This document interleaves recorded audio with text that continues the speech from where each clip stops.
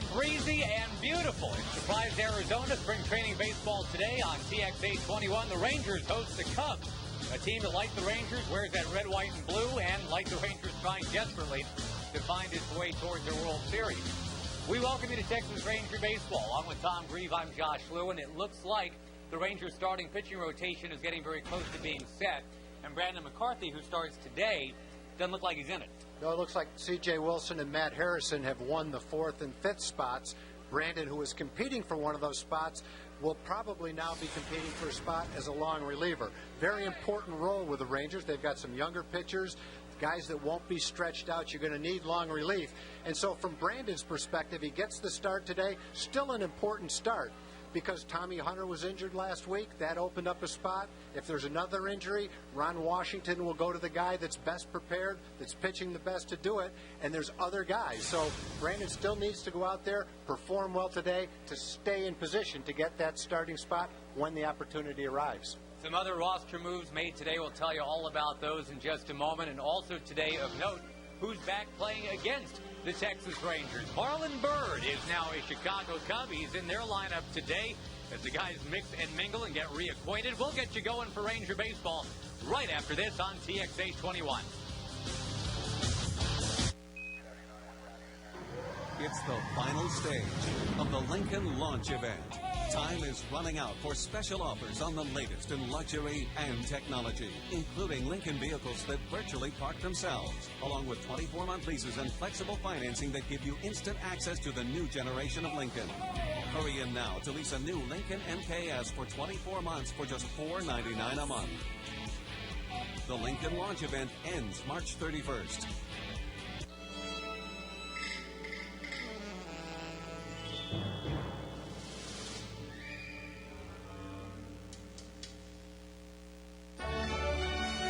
Every John Deere mower at Lowe's undergoes a 10-point dealer inspection and setup before it's deemed ready to perform for you.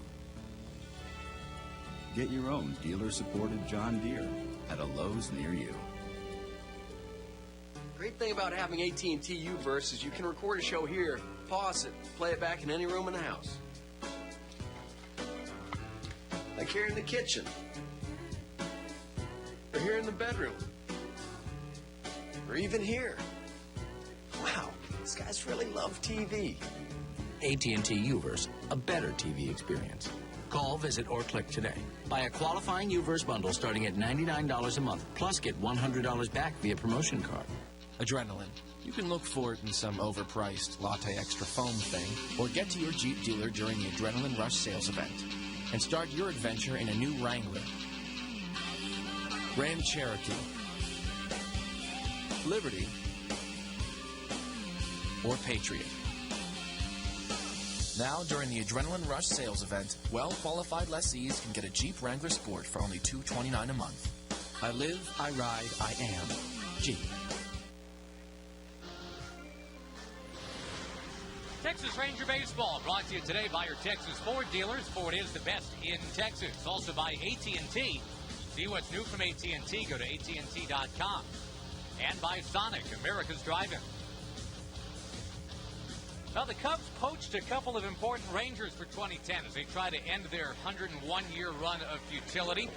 Marlon Byrd, we mentioned, is their new center fielder, and Rudy Jaramillo, Mr. Grieve, is their new hitting coach. Yeah, and we talked about Rudy the first couple of games that we broadcast down here. I think all the hitters were sorry to see Rudy go.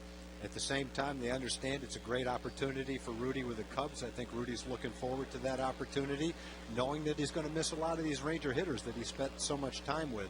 From the Ranger perspective, they picked a great guy to be the hitting coach in Clint Hurdle. The hitters have come to appreciate his style, his enthusiasm, the energy that he brings to the job. And so the Rangers are covered in the hitting department, and so are the Cubs. And we'll talk to Clint Hurdle, by the way, in the third inning. He'll tell us what he's learned on the job so far with the Rangers. Here's a Cub batting order. Bucadome and Fontenot to get going, then Derek Lee and Kevin Millar. Marlon Byrd, who hits fifth today. Another former Ranger, Alfonso Soriano, batting sixth.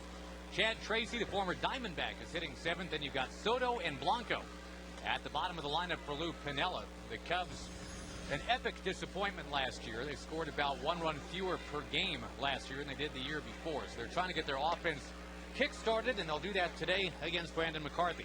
We talked about Brandon in the open. He's made some changes to his delivery, tried to be a little bit more of a sinker ball pitcher, throw more strikes, be a little bit more consistent.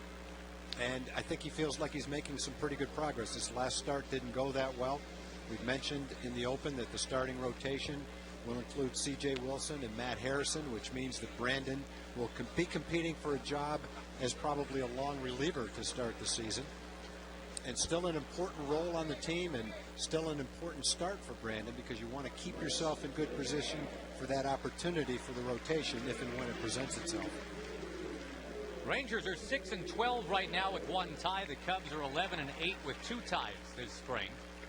Lou Piniella, formerly of the Fox Network, and of course formerly of the Seattle Mariners, Tampa Bay Rays, Cincinnati Reds. Heck of a player back in the day. This is a guy at the plate here, Kosuke Fukudome. I have no idea what the Japanese word for doghouse is, Tag, but whatever it is, he was in it. Well, you know, he came over here with big expectations after a fine career in Japan, and he's played okay. Yeah, I don't know that he's lived up to the potential that the Cubs thought he would have. He's been a 257, 258 hitter his 2 years.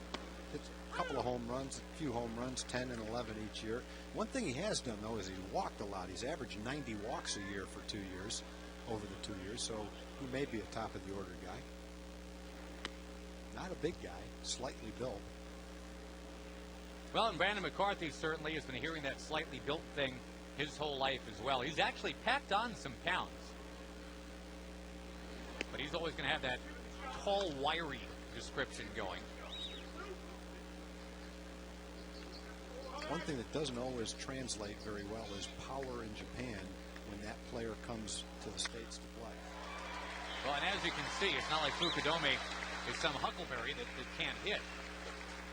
But they were just expecting more. They gave him a lot of money, and he's getting a third opportunity this year to prove that he can do a little bit more than just ground a single somewhere.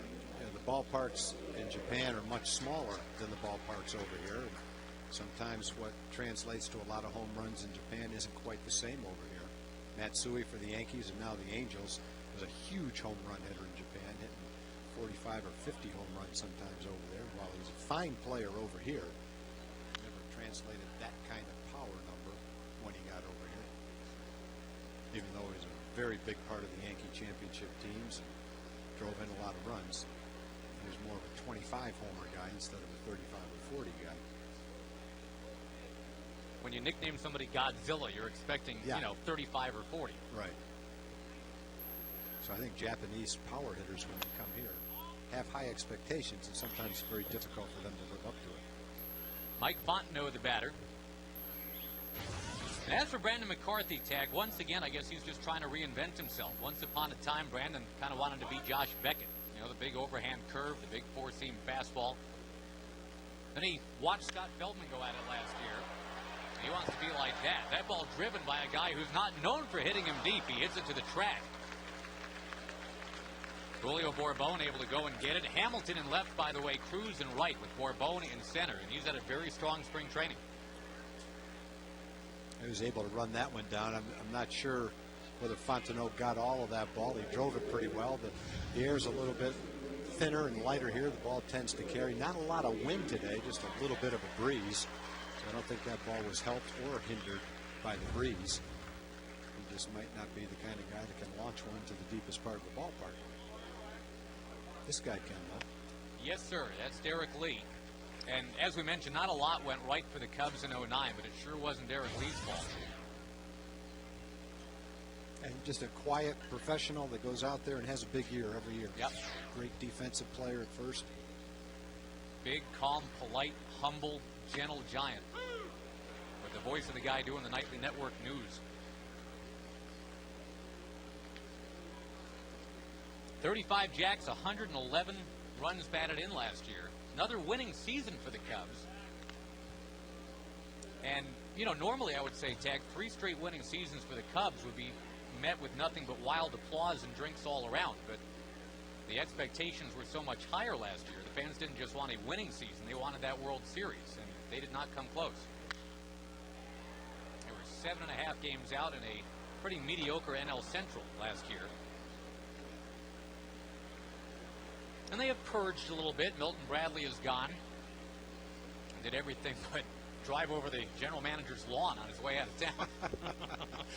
Well, Milton Bradley leaving and Marlon Byrd arriving is a huge change. Isn't that something? On the field, off the field, in the clubhouse, with the press, you name it. Always smiling in exchange for never smiling. Yeah, I'm going to be happy with Marlon Byrd when you look at that transaction. And they've got a couple of guys. Soriano was hurt a lot last year. Soto had a miserable season after a huge year the year before. So they've got ways that they can improve offensively.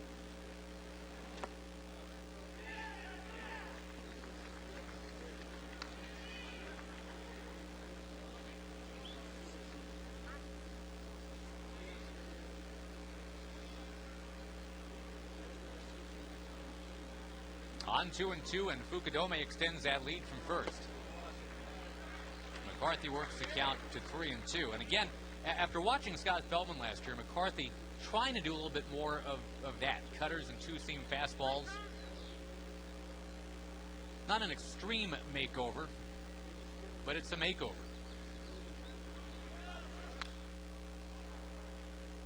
And Brandon's numbers as a Ranger into 2010. 220 innings. 13 wins, 15 losses, and that would be okay if that was each year, but that's 3 years combined.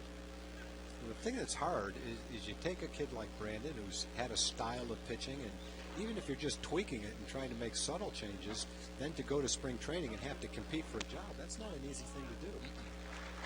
Going to walk Derek Lee to bring up Kevin Millard. Of course, Brandon's made 4 pretty major trips to the DL during those 3 years, including the stress fracture of his shoulder blade twice. Evan Grant had a great piece on McCarthy not too long ago, talking about how Brandon, all by himself, researched the other pitchers who had that same stress fracture he's had, trying to figure out, how they come back from it and how are their numbers after they came back from it. And there's just not a lot of comparisons to make. Not a lot of guys have that injury. Former first-round pick Kurt Ainsworth had it and has kind of struggled since coming back.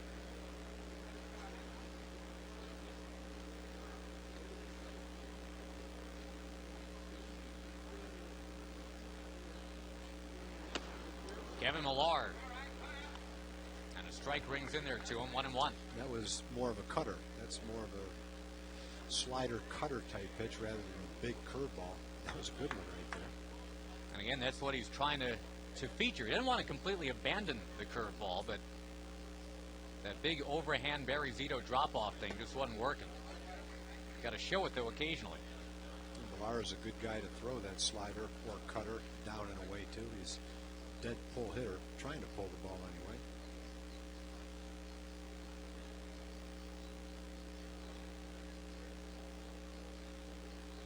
Got him. To wave and miss at that to make it 2-2.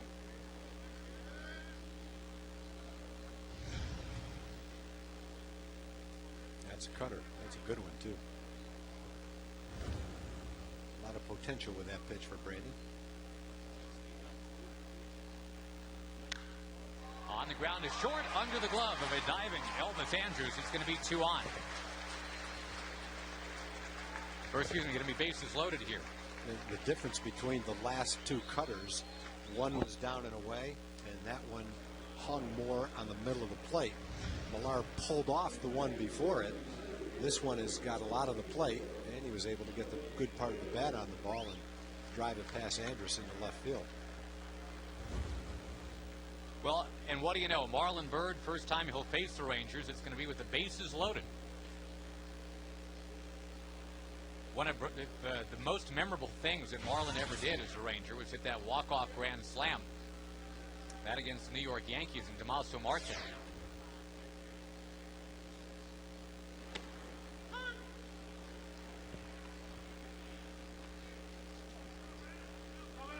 Marlon seems to be fitting in beautifully. You wouldn't have thought anything otherwise. We always knew Marlon as a consummate professional, whether he was hitting 200 or 300. And so far this spring, he's hitting 333.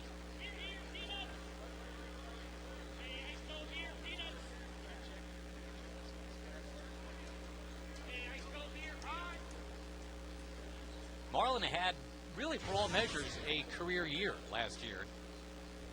You see him with the bases loaded, 6 career grand slams, one of those the walk-off in front of the packed house.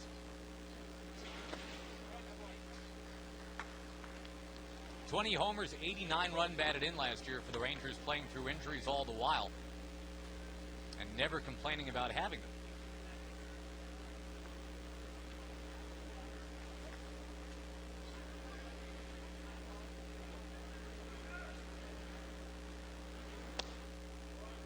Close, but no. 2-2. A couple of the pitches Brandon has missed with, including the 3-2 pitch to Derek Lee, have been pretty good pitches. Kept him down, just didn't get the calls.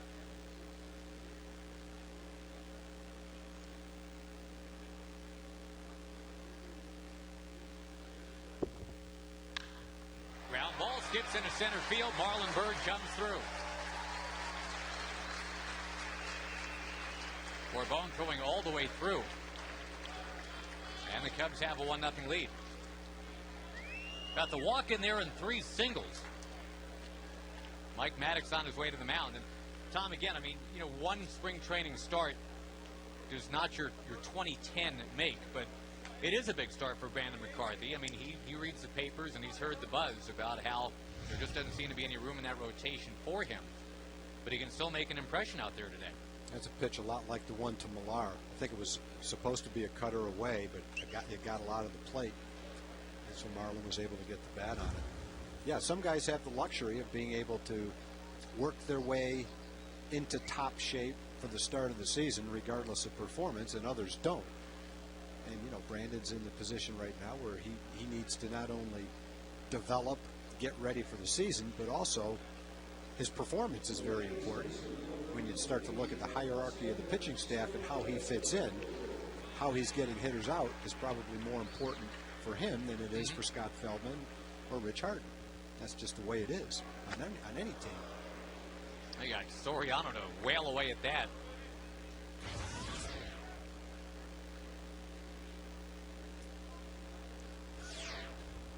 Alfonso's wearing number 80 for some reason. Maybe forgot his jersey. That's what I'm thinking too.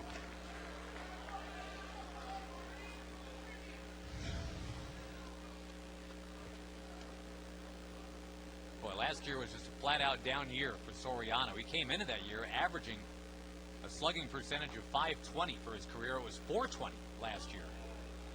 Remember, just a few years back, he was a 40-homer, 40-steal man. Last year, he was 20/9.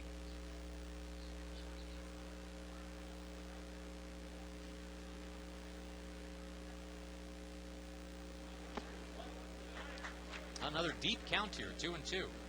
He's been ahead of a number of the hitters, and then he just hasn't been able to make that pitch to get the ground ball double play or to get them to swing and miss.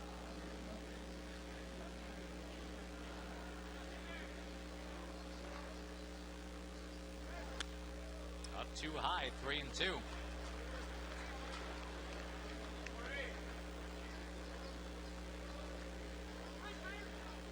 Brandon, of course, started out with the other Chicago team, the White Sox. That was the John Danks trade. He challenges Soriano, but kind of has to, right? 3-2, bases loaded. You don't want to walk him in the first inning. The other day in Scottsdale, C.J. Wilson had kind of a stumble in the first inning, but he really did very well after that. And I think because of that, Tag, that's what helped cement his stature to be in that rotation. What he did after the stumble in the first inning, he was very good the next 4.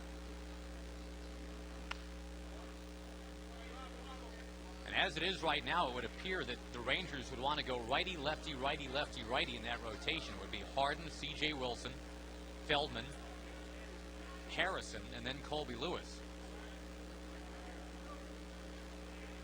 Tommy Hunter just kind of on the fringe waiting to get healthy. That's not an easy injury to come back from. I'm not exactly sure what it's like for a pitcher, but when you pull that muscle in your rib cage as a hitter, it could generally be about a month before you're ready to come back.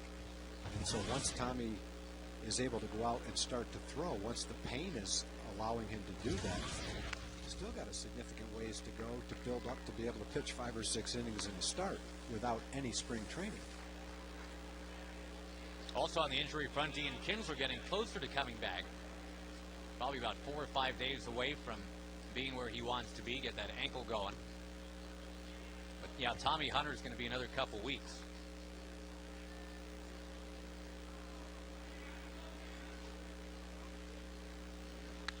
We're trying to finish off Soriano. Maybe he's done it here. This is the 5th straight foul ball.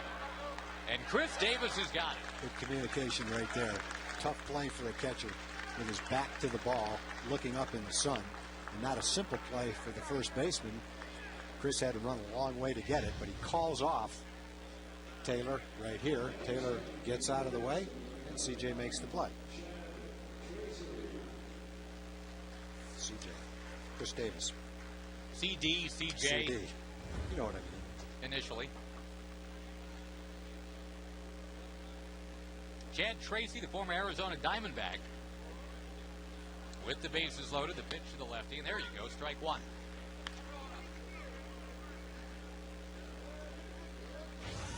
Kind of a scheduling quirk for these Cubs, Tom. They were here at this field playing yesterday. They played the Royals in a road game. It was a 5-5 tie. Of course, the Rangers share this facility with Kansas City.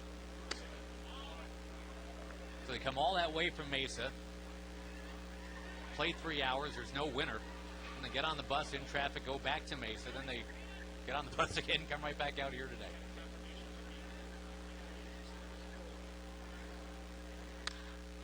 Laced in the left center field. Chad Tracy looking to clear the bases. 1 run's already in.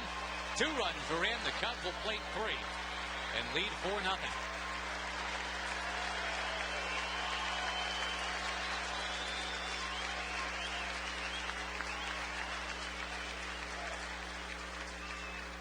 I know it's good sport to make fun of the Cubs because they haven't won in 100+ years and all. And we mentioned this is not a bunch of jokers and huckleberries they got out there. They're paying good money for good players. And Chad Tracy is a solid addition, a guy that's probably going to be one of the first guys off the bench this year for them.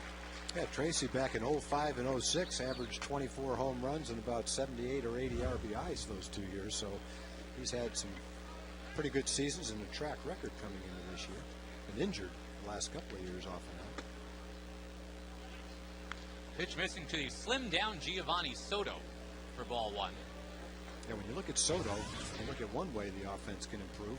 Hit 285 2 years ago and 218 last year. And a lost year for him. Boy, he has lost some weight. You mentioned the 218 batting average. That is now actually his weight as well. It was as high as 247 last year. He must have lost at least 30 pounds. It looks great. You say he actually got down to 205 and then realized he had to put some more back on. Line drive foul up near third. Soto was Rookie of the Year just a couple of years ago in the National League. Clear-cut choice in 08. There were some that were saying he deserved the thought for MVP that season. Winning with a rookie catcher is not supposed to be possible. It's like winning with a rookie left tackle in football. They say it can't be done.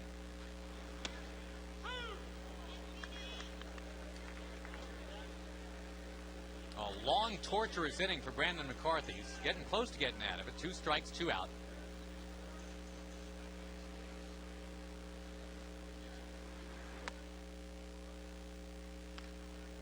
A lot of movement on everything he's throwing, and unfortunately, according to Casey Moser, the home plate umpire, some of these pitches just moving out of the zone, not by much. This will be pitch number 45. That's more than half of his allotment today. Well, the last one was a good one, but the damage is done. 4 hits and a walk in the inning, 4 on the board for Chicago.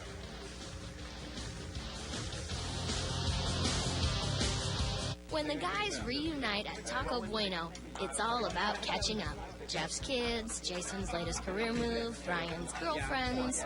But now, it's lunch.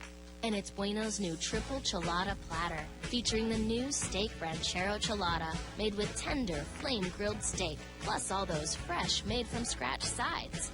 And that'll turn any guy into the silent type. Does renewing your car or homeowner's insurance leave you feeling down in the count? At Standard Insurance, our goal is to save you money. As your hometown insurance company, our team has been doing exactly that for over 55 years. So step up to the plate and call Standard Insurance today. Find out just how easy a home run of savings can be. Let our team go to bat for you and stretch that budget just a little bit further. Call Standard Insurance and start saving today. Call Standard. Ram Truck Month is going on now. Get up to $6,000 in total cash allowances on the Ram 1500, our most awarded truck ever. Or get a no extra charge Hemi V8. Plus 0% APR financing on top of all that horsepower. But hurry, this offer will be gone before you know it. It's our best truck month ever. Truck month is on. Get in and get up to $6,000 in total cash allowances or get a no extra charge Hemi. Plus 0% APR financing on Ram 1500.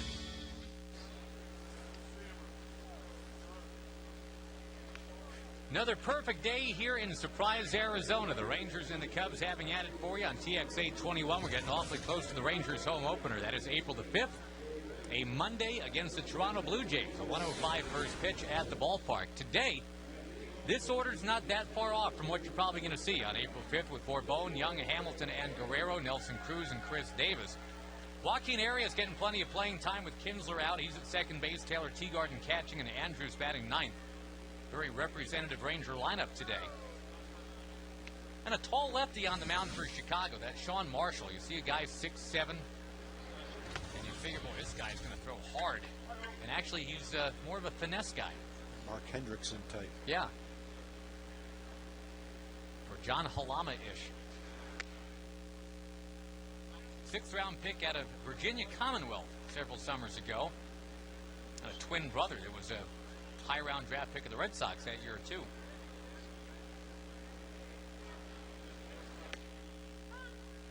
Julio Bourbon leads the Cactus League in runs scored. He has had a very solid spring. He's not walking a lot, only 2 of those. But he is hitting .286 and making all the plays in the field.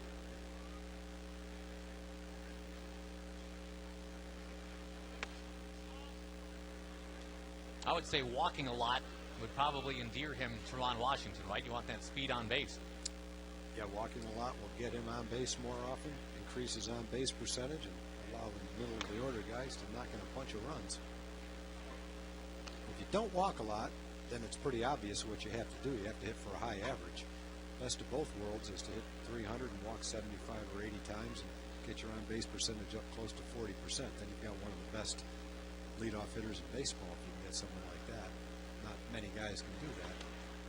There you go, the 3rd walk of the spring for Julio, and even though the Rangers are down 4, I think you want to see things like, is your running game intact, right? I mean, in a spring training game, Tag, you're not as worried about when you run.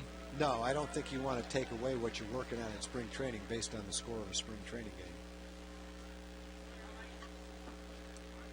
We'll see what kind of move Marshall's got. Good challenge for Julio, getting to face a lefty and then getting to try to run against a lefty as well. Rangers led the American League in stolen base percentage in 2009. Had 149 steals overall, second most in the majors. And what I liked about all that, Tag, it was a bunch of different guys that were getting it done. It was the first time in about 25 years that the Rangers had 3 different players with as many as 20 bags in a season.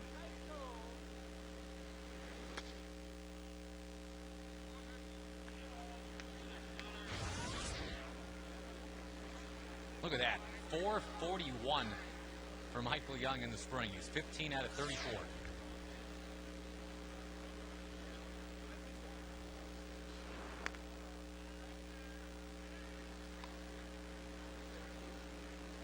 If you're Michael Young, is it a problem that Bourbon is always so active off of first base, or do you not mind because you're probably going to get a fastball?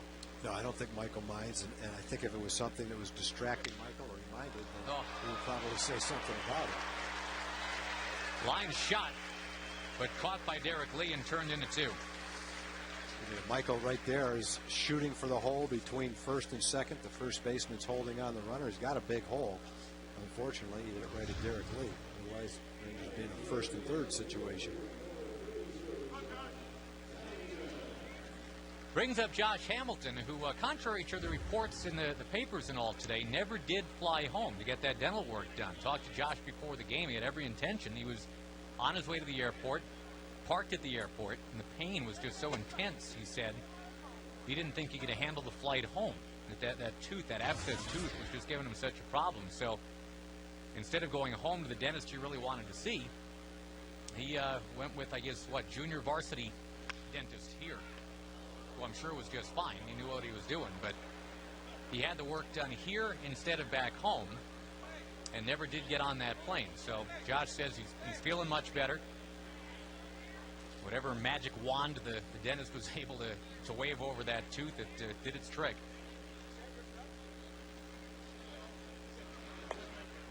Off-speed falls outside to Josh.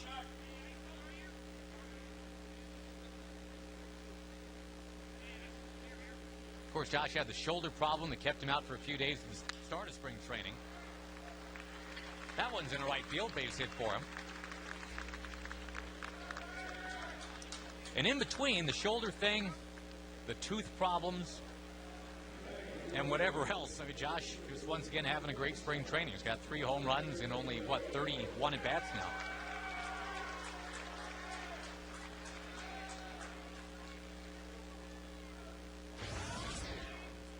Vlad Guerrero is still looking for his first Ranger home run. He has 407 of those bad boys in regular season play. He's going to line this one into right field. White just whistles off his bat. Hamilton taking the turn, going to third. The Rangers have runners at the corners, and they keep hitting the ball hard. Unfortunately, one of the balls that they hit was that line shot caught by Derek Lee and turned into 2.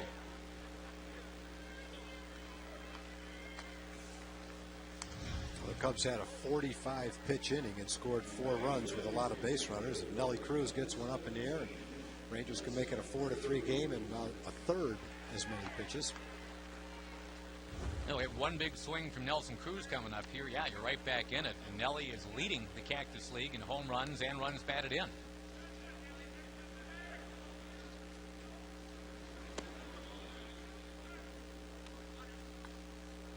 All that stuff's great, obviously. I mean, it's nice to look at those numbers, but I think the thing that Ron Washington likes more than that, because you know he's going to hit for power.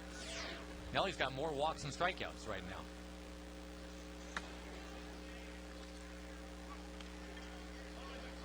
And what a difference now that he's got nothing to prove, right? I mean, he doesn't have to feel like he's got to go up there and win people over. He's got the gig. It's a relaxed and happy and productive Nelson Cruz.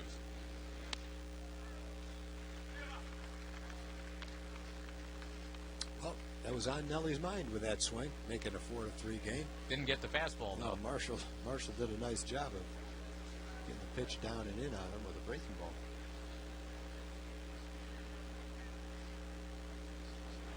That one hangs but outside, 3-1. Again, a lot of breaking stuff with this guy. One guy that we'll probably see pitch for the Cubs today, which is kind of exciting, I would think, for Ranger fans, is the University of Texas product, Colleyville Heritage High School product, Jeff Russell's son, James Russell. Great. Looking forward to seeing James pitch. Great career at the University of Texas. High drive heading foul. Yeah, the Cubs have one available spot in their bullpen, and the 3 guys that are fighting for it are all pitching today after Sean Marshall. So an interesting thing to follow if you're a Cubs fan. Larry Rothschild is their pitching coach, one of the best out there.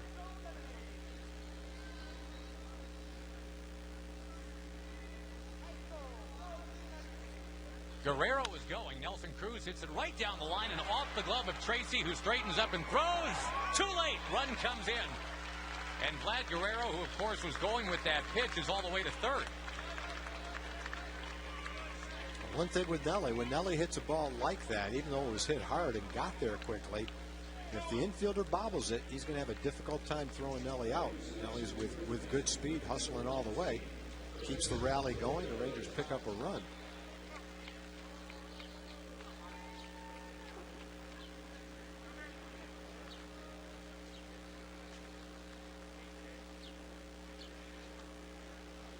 Now one swing of the bat, and the Rangers tie the game.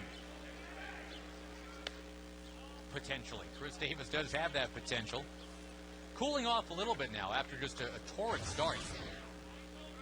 But you can't quarrel with 375 for the batting average. He's got 10 runs batted in.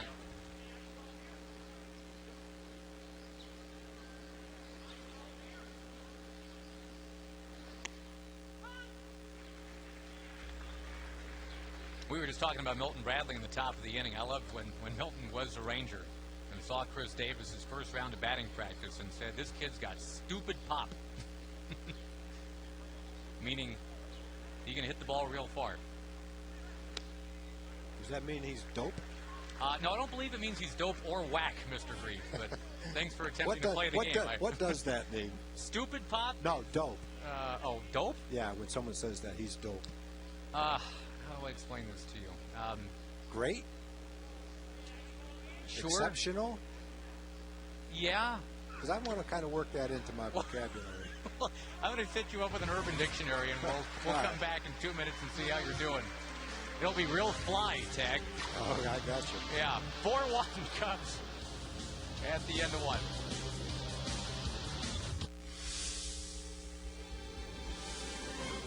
Thousands of people send their documents online to the UPS store.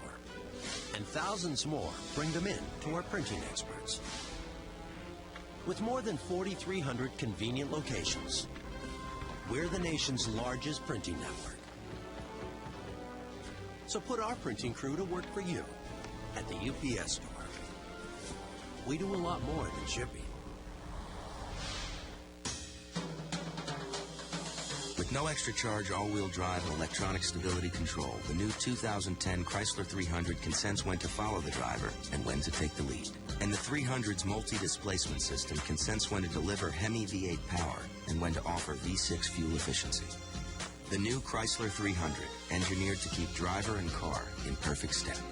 Right now, get $4,000 in total cash allowances on the 2010 Chrysler 300C.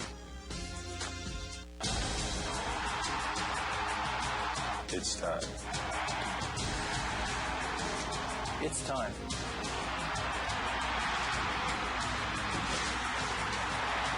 It's time.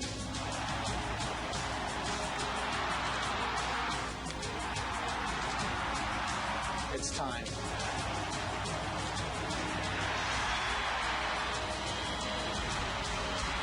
It's time.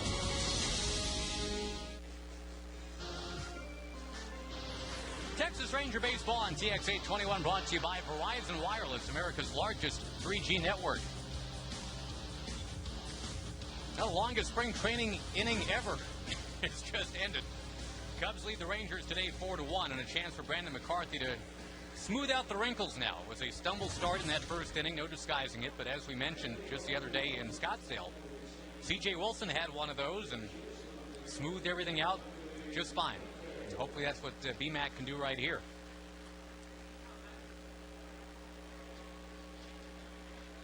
Well, a freshly minted Nolan Ryan jersey out there on the berm.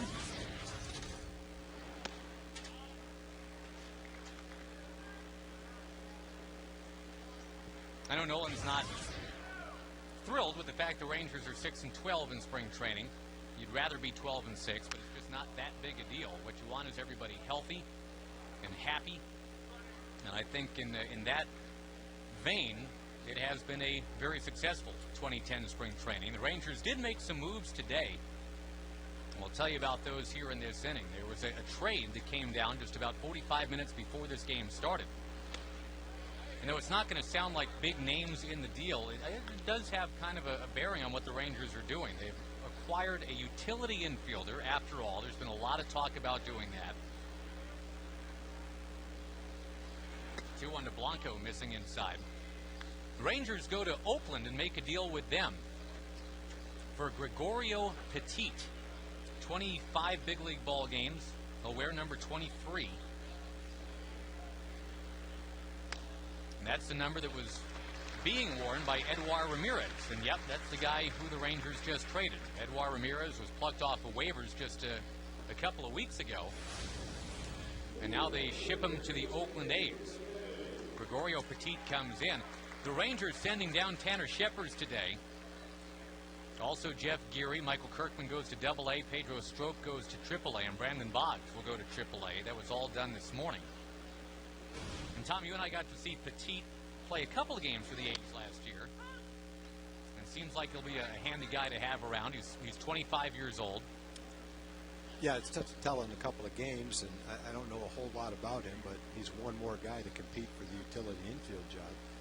The way the Rangers spring training ends up really successful. Wave and a miss by Fukudome, and the throw from Teagarden. They got that tag down. Elvis Andrews dancing across. That is a fantastic tag. Number one, just to catch that ball is pretty good because the throw was short. He had to catch it on a tricky bounce and then make the tag all at the same time. You won't see a shortstop make a better tag play than this. I don't know how he caught the ball to begin with, then held on to it when he made the tag. But just getting back to the way spring training can end up really successful is two things can happen. Jared Saltalamacchi is 100% healthy and ready to go for the start of the season. And Ian Kinsler, the same thing. If both of those guys are healthy and ready to start the season, active and ready to go, that'll make everybody healthy and really make the season, spring training, successful. Salty, talking to him just before the game, he says he is feeling better. Figures he'll be able to start the season. The Rangers have cashed in and gotten some insurance, though, just in case. That was a move that was made about 36 hours ago. Matt Trainer brought in from Milwaukee for Ray Olmedo. And Trainer's a guy who's a veteran, 270-odd games in the big leagues, 34 years old. Boy, another walk. This is just not going well for McCarthy. Well, we talked about Fukudome averaging 85 or 90 walks his first 2 years with the Cubs. And there's a good example of a guy with a patient eye. The last two pitches have been close, and a lot of guys might have swung at either one of those pitches, but he took them both and worked a walk. I was talking about Matt Trainer, and he is, I guess, more famous for being the husband of Misty May, who is now Misty May Trainer, the volleyball star, teaming with Kerry Walsh. Yeah, we had both of those girls on the game either last year or the year before. Talking to both of them. Matt Trainer was trying to make the Brewers. And Greg Zahn pretty much took that job, and Trainer became available. The Rangers had that stockpile of guys that played middle infield, Ray Olmedo being one of them. So that's the deal that was made there. Fontenot flies to center for the second time.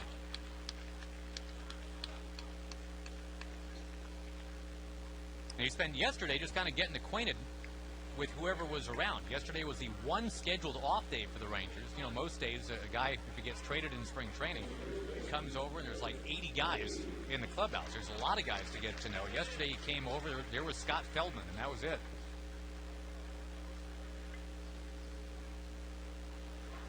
So at least he knows Feldman.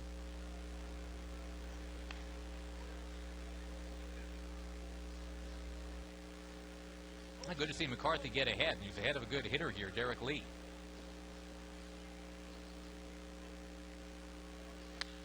On the ground, past the mound, right over second base. Another base hit. Boy, Watson singles.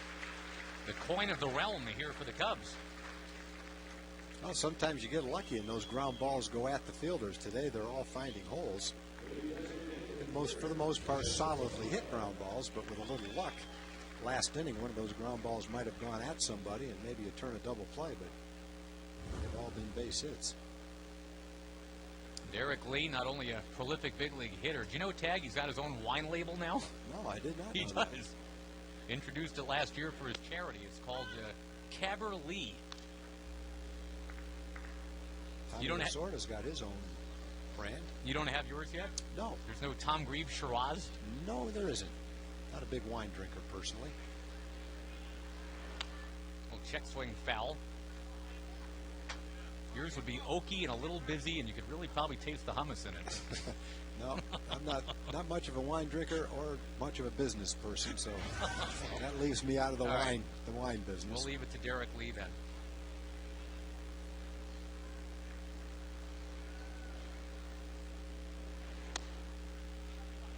One ball, two strikes now to Kevin Millar. And again, McCarthy with a 45-pitch first inning. Got to be at, what, about 15 or 20 here in the second, I would think.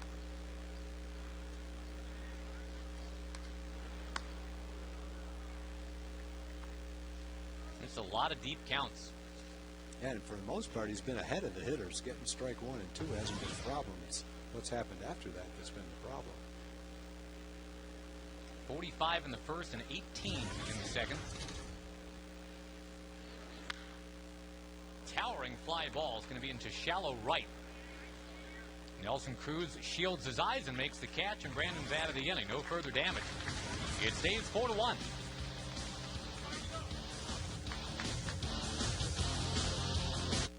The bank has demanded the sale of all remaining acreage at the shores on Richland Chambers Lake. One day only, March 27th. Secluded dockable lakefronts, only $59,900. Price to sell easily and quickly. Plus, we will match your down payment up to 10%. Own pristine lakefront property on the third largest lake in the state for pennies on the dollar. Last chance, March 27th. Call or click 888-459-LAKE.com. Hi, John Eagle here with great news from Sports City Toyota. The timing for your next new car or truck couldn't be better. Right, John. Timing is everything. Buy a new 2010 Corolla for only $13,995, or buy a new 2010 Camry for only $16,995. Get 0% financing for 60 months on these and 8 other models in stock. We'll even deliver your new car right to your driveway anywhere in North Texas. So what are you waiting for? Surf the city and save. SportsCityToyota.com. Imagine a perfect day. The sun is shining. You wake up and suddenly you can speak Portuguese. You finally mastered nunchucks. Bacon is good for you. Even on that perfect day, DirecTV will still charge you extra for HD. And they'll still expect you to put a big honkin' satellite dish somewhere. Now imagine life on a not perfect day. No nasty satellite dishes. DirecTV can't say that. Time Warner Cable can. Get digital cable with no extra PHD for just $25 per month for 12 months. Call now. Rangers taking on the Blue Jays and the Mariners during the first homestand on Saturday, April 10th. The first 25,000 fans that day get a Rangers-themed calendar, and after the game out there on the north lawn, Clint Black. 972 Rangers. The number to call to get your tickets, or go to TexasRangers.com. Country music recording artiste, Clint Black. That's presented by ImagineNoViolence.org. Joaquin Arias pops out.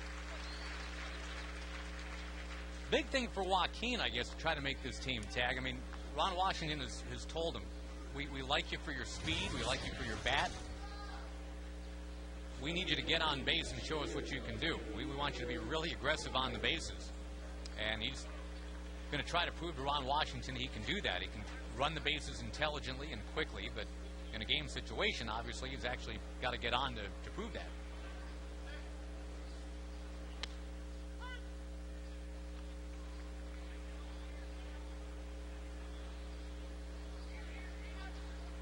And in a year where Arias is out of minor league options, he's either got to stick or get waived or traded or something like that. At the very least, he's getting copious opportunities here to play because Khalil Green never showed up, and now Ian Kinsler's gotten hurt. And a lot of at-bats, a lot of innings that he normally wouldn't have had, for sure. Other people's misfortunes have basically cranked open his window of opportunity.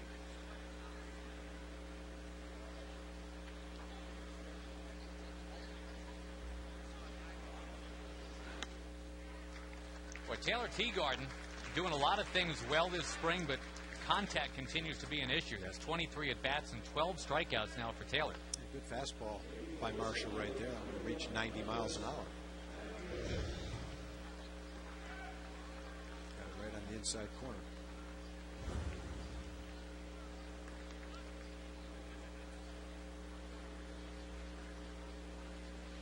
Hoping to chat with Taylor later in the broadcast today, so stay tuned for that. Again, Clint Hurdle's going to be joining us next inning. New Ranger hitting coach, and it's kind of ironic today that we're talking to Clint with the guy he's replacing being in the other dugout, Rudy Jaramillo.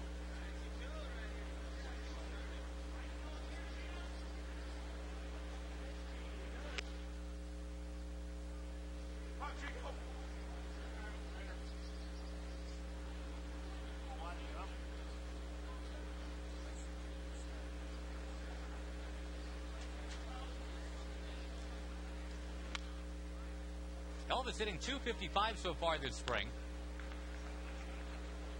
Ron Washington says there's no reason Elvis can't play 150 152 games for him this year. I thought they did a real nice job managing Elvis at that first year in the big leagues. Played 145 and never did seem to be in over his head, never seemed to burn out.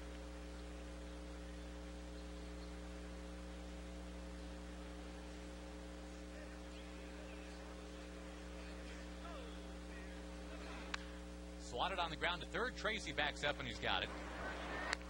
And the Rangers down in order. It was a very active first inning. Pretty quiet second inning.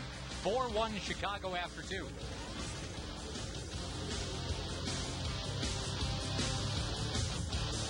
Adrenaline. You can look for it in some overpriced latte extra foam thing, or get to your Jeep dealer during the Adrenaline Rush sales event and start your adventure in a new Wrangler, Ram Cherokee, Liberty, or Patriot. Now, during the Adrenaline Rush sales event, well-qualified lessees can get a Jeep Wrangler Sport for only $229 a month. I live, I ride, I am Jeep. This is Jeff. Check it out. All caps email from the boss. Critical changes needed to the presentation. Now! Now that Clear has built an ever-expanding 4G network in his city, Jeff can download the boss's way too big presentation file in the taxi, which means he won't miss his flight and spend all day on standby. And Wendy, she can plan a last-minute girls' getaway with Clear at home. Oops, I gotta go. And then book it from this little parking lot. Nice. With the Get To plan, home and on-the-go internet is just $55 a month. Go online or call right now to talk to a Clear expert. Clear is super fast mobile internet that turns your city into one big hotspot, so you can do more in more places. I love you, Daddy. All right, I love you, pal.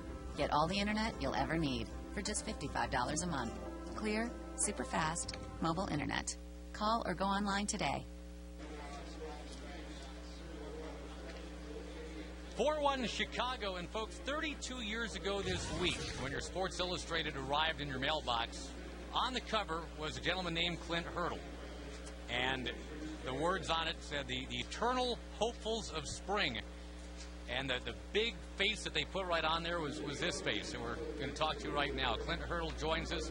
Totally appreciate that. I knew I'd get you to smile at that. I mean, come on. Well, next time you ask me for a topic, I'll definitely give you one rather than leave you those liberties that you just took. You said I could say anything, and I just did. That was my mistake. That will not happen again. The eternal hopefuls of spring. Of all the rookies trying to crack starting lineups, Kansas City's Clint Hurdle has the best shot.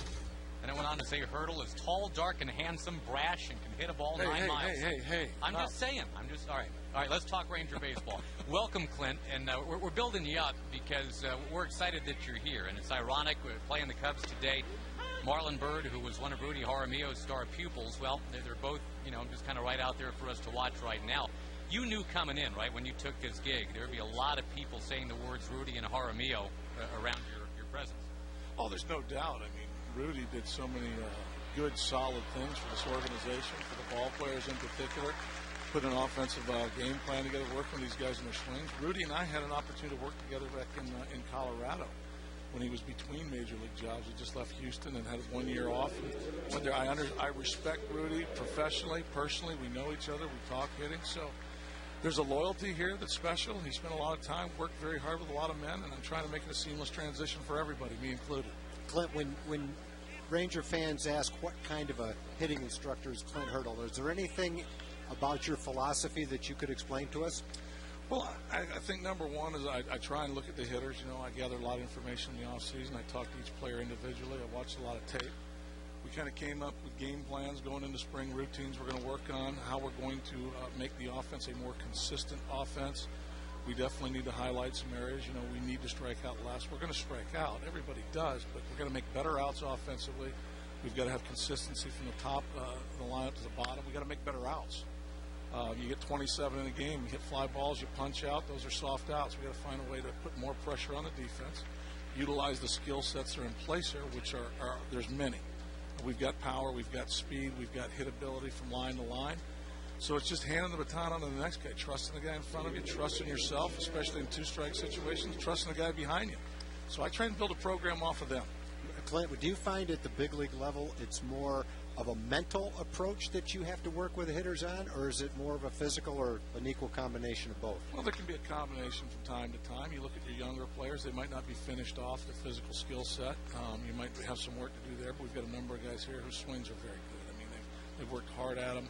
Guys that have gotten here can play and they can do some things. So, you're part coach. Sometimes you got to be part couch. One, it can be more of one than the other, depending on the day and the pitcher out on the mound. So you try and adapt. I got a feeling we're going to be using that line before the season. So I'm sure I stole it somewhere, so you can have it.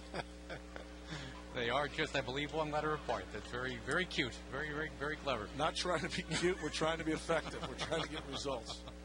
2-1. And you've talked about so many different things, some action items, I guess you can call them, Clint. Less swings and misses, hitting fewer soft fly balls, and breeding confidence for those two strike at bats, too, right? Well, exactly. It all comes down to championship clubs make good outs. You get 27. You get 27 going in. How are we going to use our 27? How are we going to do situational? We got to be able to move runners. We got to be able to score runners from third with less than 2 outs. A strikeout is not just another out for me. We're going to strike out. We know that going in, but are we striking out? Are we getting 3 strikes, swings and misses? Are we swinging outside the zone? Certain things we can put more concentration on to maybe bring more focus to the at-bat, knowing what the at-bat means, that particular point in time in the game. The game awareness, has got to be worked on. The trust value has got to be worked on, and the offensive fundamental part of it, we have to hold ourselves to a championship standard if we want to take down the Angels and anybody else in this division. It's a solid division. And, Clint, your Chargers have been receptive to all that? Yes. I mean, I think it was good timing to revisit some things. These guys have all the want to in the world, and my job is to help them with the how to, connecting the dots in some places. They want to win. And I think last year it was a humbling year for them offensively, and they realized there were some shortcomings and some situations that probably could have been handled better. The pitching took a step forward. The bullpen was airtight. Defensively improved. It was the first time in a long time for Ranger fans and Ranger personnel that the offense came up a little bit short. So we need to go up there and hit with an edge on our shoulder. We need to, once the ball's out of the pitcher's hand, it's ours. And we don't need to be reactionary the entire at-bat. We can be proactive once it's out of his hand, do some good things with the baseball. Nelly Cruz tracks down another one. We thank Clint Hurdle. He's tall, dark, and handsome, and he can hit a baseball 9 miles. Thank you, Coach, and we love the line. We're going to use it. Thanks. All right, man. Thanks so much. Clint Hurdle, new Rangers hitting coach. Cubs 4, Rangers 1.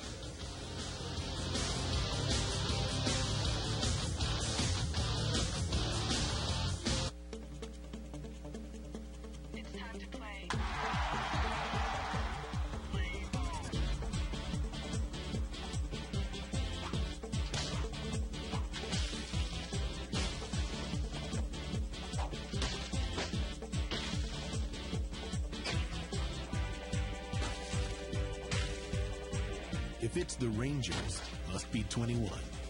Rangers Royals, Friday Night Baseball, April 2nd. When you buy a vehicle at the Jerry Durant Auto Group, what are you really getting? Let me show you. So much has happened in 40 years. From 12 people to over 300. We offer the best support team and the largest selection in Texas. We built new world-class facilities, the nicest in Texas, featuring factory-trained technicians and the latest technology. Put our team to work for you. The Jerry Durant Auto Group. 10 minutes with the high prices at Weatherford and Granbury. Let's do business.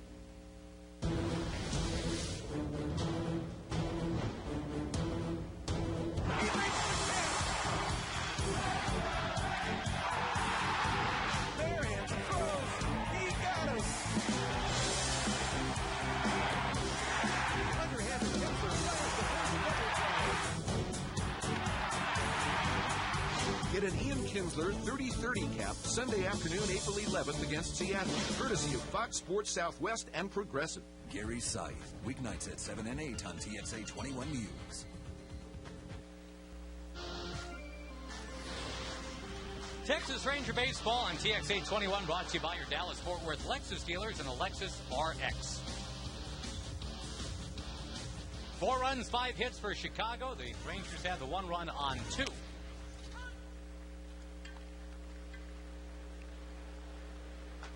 Sean Marshall continues on the mound. The Rangers have the top of the order up there in the bottom of the 3rd inning. I need to ask my partner what the off day was like for him So, Tom Grieve, what did you do with nothing to do yesterday? I did a little bit of everything. Hit a few golf balls, worked out a little bit, watched a little TV, relaxed, went to bed early. Nothing special. Bourbon chops it foul. The guys, I think, are hitting that part of spring training that comes every year where you just start getting itchy. You know, I mean, you've been here for 5 weeks, 6 weeks, and you're just really looking forward to when the games start to count. Well, they've had, you know, a lot of times where the regulars are coming out after 3 or 4 innings at the beginning, 5 or 6 innings in the middle. A lot of games where they've had days off. And for the most part, when you talk to the players, they remark that this particular camp has really gone by quickly, which is nice. And now as you get into the last week of spring training, last 10 days of spring training, the regulars are going to be playing almost every day. They're going to start playing more like 8 or 9 innings, maybe getting the last inning off. But for the most part, the games will start to resemble regular season games. And then once we get back to Texas, we've got a couple of exhibition games against Kansas City, and then the season starts. So the relaxed part of spring training is starting to come to an end, and the mode of, okay, let's start playing the games like they count and get ready for the season is starting to begin too.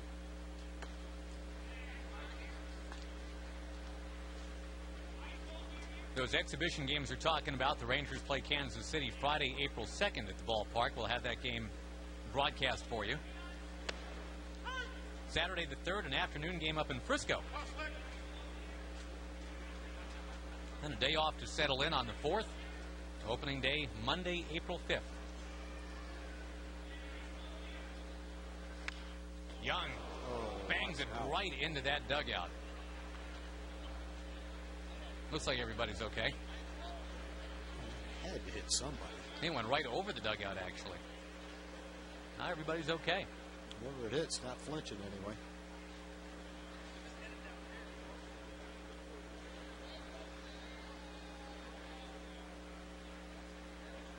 Wind in the 1-2 pitch. We popped into right field. And Fukudome's got it. That brings up Josh Hamilton.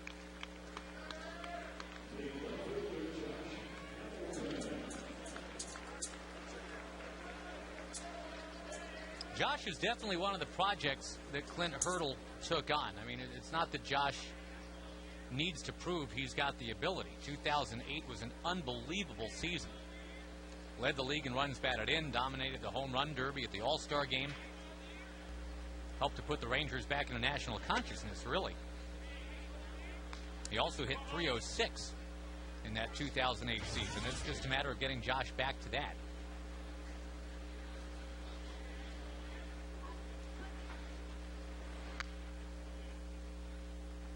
Many have said, and Josh does not disagree, he is the most vital guy when it comes to whether or not the Rangers will be as competitive as they want to be this year. One thing you know from watching Alex Rodriguez as a Ranger, one guy is important, but one guy can't carry the team. It's important for everybody to carry the load, for everybody to continue to progress and get better 1 through 9. There's a role for everybody in the lineup. And Josh is absolutely important to that lineup, but he can't do it without contributions from everybody else. I think when you look at the Ranger lineup 1 through 9, you see a lineup that can certainly bounce back. Not that last year was a bad offensive year. It just wasn't as good as the offensive years preceding it. Rangers still scored their share of runs, but they can be better. You heard Clint Hurdle last inning talking about some of the ways they can be better, be more patient, better two-strike hitters, cut down on the strikeouts, better situational hitting. There's a lot of ways the Rangers can improve. The good thing is they've got the guys and the talent to do that. It's just a matter of going out and getting it done.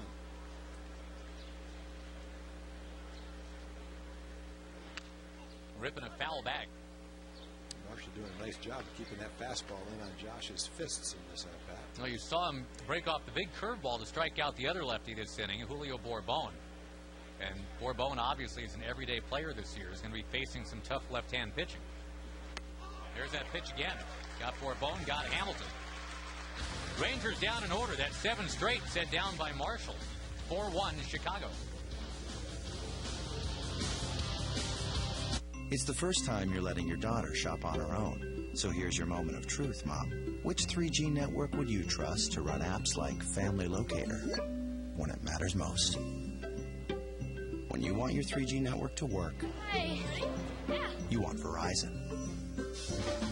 Upgrade your family now and get an LG Envy Touch, or get this Samsung Alias for just $29.99, plus add a line for just $9.99.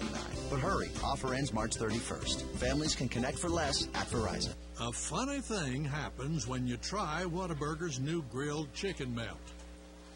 As you're enjoying the grilled chicken breast, layered with grilled bell peppers and onions, perfectly melted Monterey Jack cheese, all on a freshly toasted wheat bun, that's when you realize that sometimes your favorite thing at Whataburger might not be a burger at all.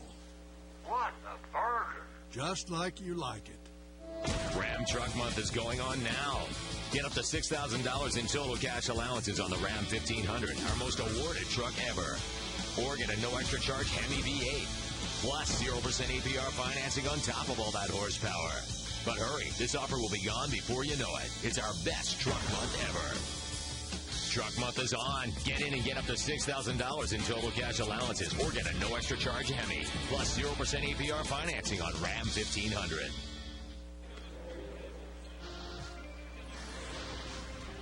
Texas Ranger Baseball on TXA 21 brought to you by Standard Insurance. Call 1-800-929-2424.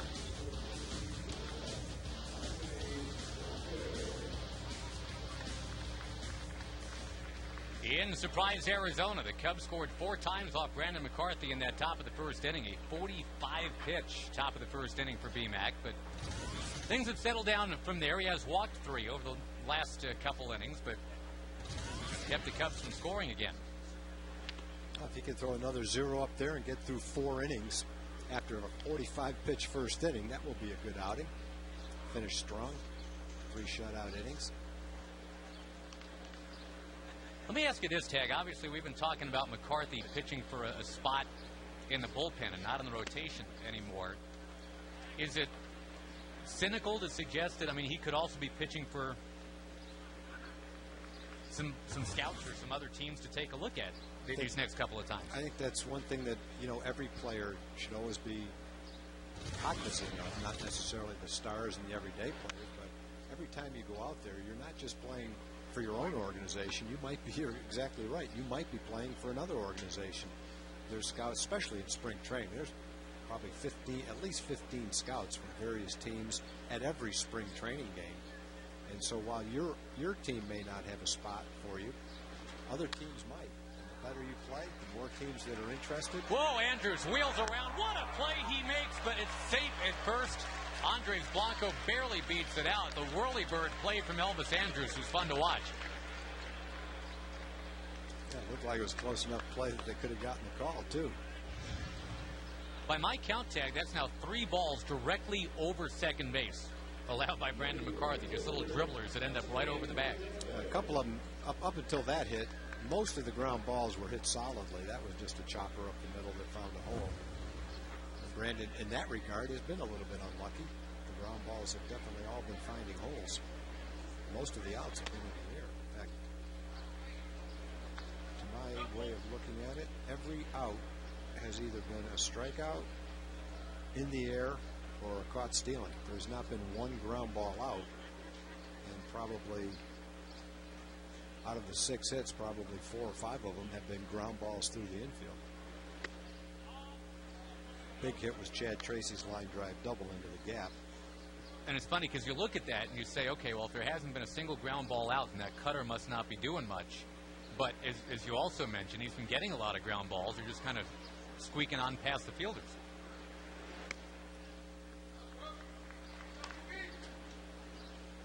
A grounder right at somebody would be beautiful right now for Brandon McCarthy. Again, that pitch count is getting up there. Yeah, he hasn't had one yet, so he's due for one.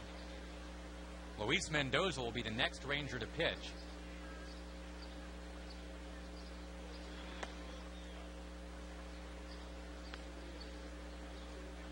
Well, the Cubs, again, coming off a very disappointing 09. Soto, Soriano, Bradley, all big disappointments. A lot of their young pitching was disappointing.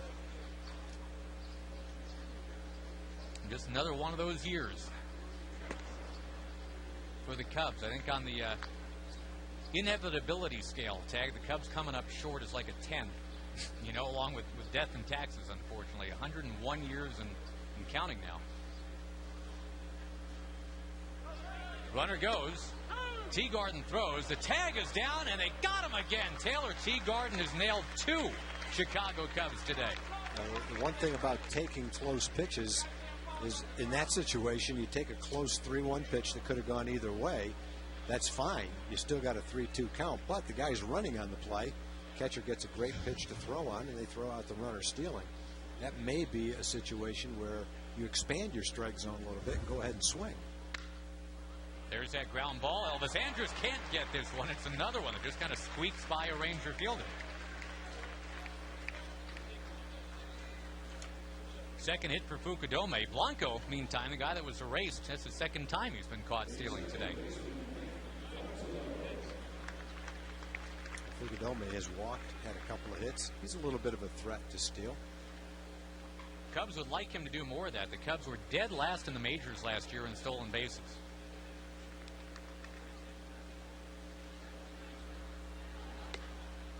There's a strike to Mike Fontenot. Fontenot's another guy whose average dipped a little bit last year. 305 in 08, dropped down to 236 last year. Fontenot is certainly not the big name in the Sammy Sosa deal the Cubs made with Baltimore 5 years back, but he's the one player in that deal who actually stuck around.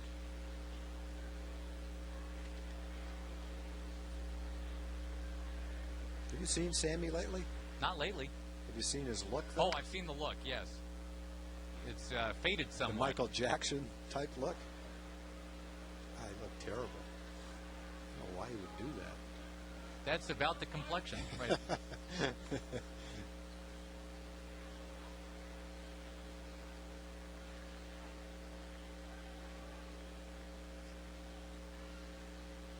The 1-2.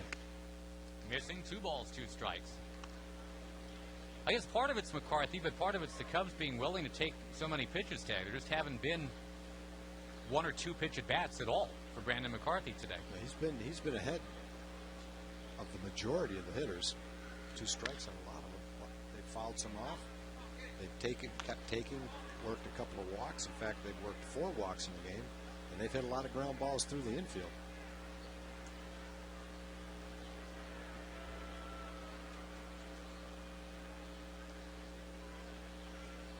The one strikeout that McCarthy had was to end that long first inning. He got Giovanni Soto.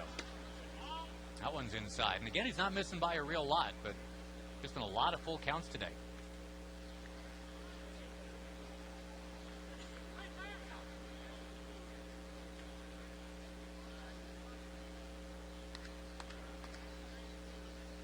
Derek Lee waits on deck. Runner goes. Ground ball. Base hit. Another grounder that just has eyes for the outfield. McCarthy's given up 9 hits. 8 of them have been singles. I would say, 6 or 7 of those on the ground. I think I can't remember every one of them, but I don't think you'd be too far off if you said every ball other than Tracy's double has been a ground ball hit. I don't remember another one that wasn't a ground ball. Well, again, Brandon McCarthy, I'm sure, not thrilled by the news that he's not being considered right now for being in that rotation, but the question was, how would he come out today and what kind of statement would he make? It just wasn't happening for him right out of that first inning.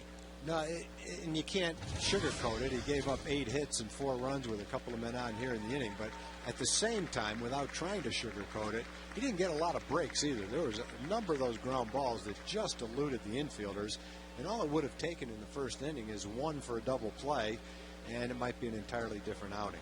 He's done, though. Luis Mendoza comes on. 4-1 Chicago.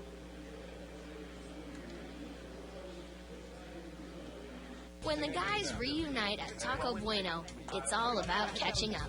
Jeff's kids, Jason's latest career move, Brian's girlfriends. But now, it's lunch. And it's Bueno's new triple chelada platter, featuring the new steak ranchero chelada, made with tender, flame-grilled steak, plus all those fresh, made-from-scratch sides. And that'll turn any guy into the silent type.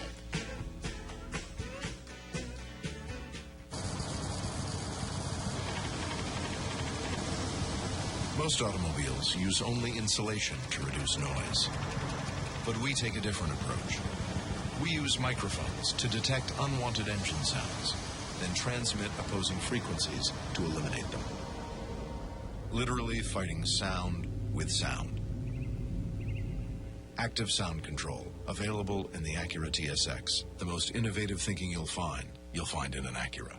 Spring training is winding down in Surprise, Arizona, but the Rangers are winding up against the Angels on TXA 21. Plus, a preview of the rest of the American League West. Play ball! Rangers, Angels, Thursday at 3. Must be 21. The Mavs are on a West Coast road trip, running and gunning for Golden State. Time to kick this playoff party into high gear. Mavs, Warriors, Saturday at 9 HD on TXA 21. If it's time for a playoff push, must be 21. Fans on the berm here in Surprise. Why you got to go around with your fans on the berm? Fans on the berm. It's a chance for Derek Lee here against Luis Mendoza. And Luis, boy, just always seems to be right on the fringe, doesn't he? Not a lot to prove at AAA, but just can't quite get it right in the big league regular season. Kind of stuck in that middle ground. Well, he's got some potential. He had a nice season in Mexico. Good, in fact, a real good Winter League season. Got a terrific sinker. I mean, he's definitely got some good stuff. And he teased the Rangers back in 07. Getting a lot of ground balls, just like that one. Quick flip. Look at that turn. Andrews to Arias, and they get the double play. I did not see double play ball written all over that ball. Andrews had to shuffle it behind his back to Arias, and that arm looked good from Joaquin to turn 2.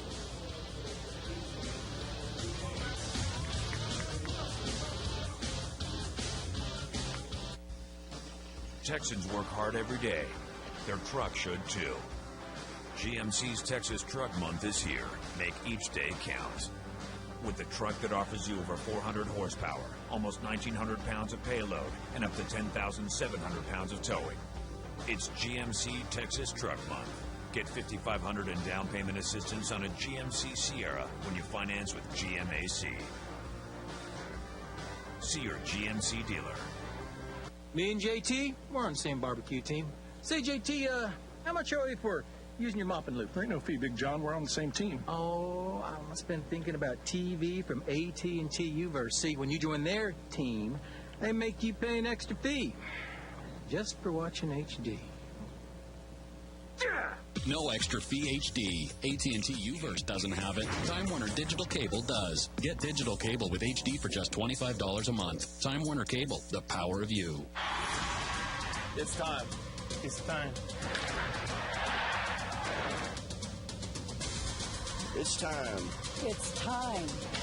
It's time. It's time. It's time. It's time. It's time. It's time. It's time. It's time.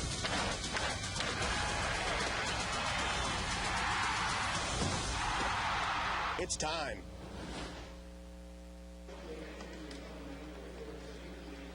Tickets normally priced at up to $25 or down to $10 for opening week, excluding opening day. To take advantage of this great offer, go to opening week or go to the Rangers website, texasrangers.com, and enter opening week as the coupon code. Or you can call right now, 972-RANGERS. Take advantage of that offer. Big breaking ball to Vlad Guerrero, strike one. Rangers have 3 games against Toronto, 3 against Seattle. That first week of the regular season starting April 5th, and we hope you're making plans to come on out and join us. Haven't seen you in a while. Guerrero tagging one left center field. That ball gets down, base hit. New first baseman for the Cubs, by the way, Micah Hoffpower is in the game for Derek Lee. 2 singles for Vlad Guerrero. That ball a little bit off the end of the bat, kind of blooped it in there. Not that I think this is going to happen, Tag, but I'm just kind of throwing it out there. I think Vlad Guerrero, healthy again, is good for a 20 or 30 home run season. But if he ends up being kind of like what Carlos Lee ended up being for the Rangers several years ago, hit for average, but mostly singles and doubles, is that a successful season, or does he have to hit home runs for this to be a success? No, he does not have to hit home runs. I don't think anyone in the lineup has to hit home runs. The Rangers have a lot of guys in the lineup who are capable of hitting home runs. I think Clint said it best when he was talking about how the hitters can improve. And the biggest thing is to cut down the strikeouts and increase your on-base percentage and get more base runners. And if Vlad is a 300 hitter and hits 18 home runs instead of 28 or 30 home runs, that's fine. That's fine. You can make a lot of progress in your lineup with 300 hitters and guys that are getting on base for sure. Well, if some of those are left to this guy instead, that's fine. I mean, if Nelly Cruz has a 40 home run year and Vlad has 18, if you're getting close to 60 home runs from those two, I mean, yeah, you don't care what the breakdown is. Well, for instance, last year Michael hit 20 and Ian hit 30. Chris Davis hit 20. If Hamilton hits 20 and Guerrero hits 20 and Cruz hits 20 more, you've got 5 or 6 guys in the lineup hitting 20 home runs. So I don't think it's great if you've got someone hitting 35 or 40, but no, I don't think you need that. If they're getting their share of doubles, contributing with 20 home runs, increasing their on-base percentage, then the offense is going to score more runs. That's great to do all that and get the home runs. That'd be a perfect world, but I don't think it's absolutely necessary. Breaking ball squibbed back to Marshall. Goes to second for one. Good footwork, and Nelson Cruz is safe at first base. Tricky to turn that one. They almost did. Cruz takes over running for Vlad. Got a chance to turn a double play. It's not easy on that kind of a ball with Nelly running. But the thing that eliminated the double play was how low the throw was, which didn't give Blanco much of a chance to come across the bag as quickly as he would like to have.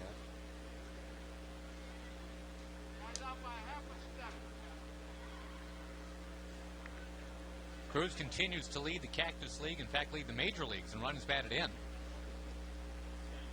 And it brings up another hot March hitter, Chris Davis.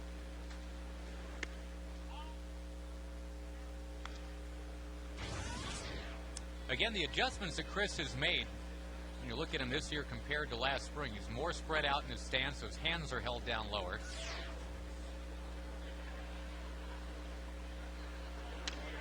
Just trying to get that swing path a little bit better. He's always going to strike out a decent amount. I mean, that's not going to change. He's got long arms. He's got a big swing. I think when you're talking about home runs with the Rangers, I think if you combine the catchers, Teagarden and Saltalamacchia, the only guy that's not going to hit 20 home runs is probably Bourbon and probably Andrus. Although Bourbon did hit 4 or 5 last year in a brief stay in September for the Rangers. 2-homer game, too. You know, he's not a guy that's just a single hitter. I think eventually Elvis will hit 20 home runs. It may be a few years down the road from here. But there's plenty of guys with enough power to provide the long ball, that's for sure.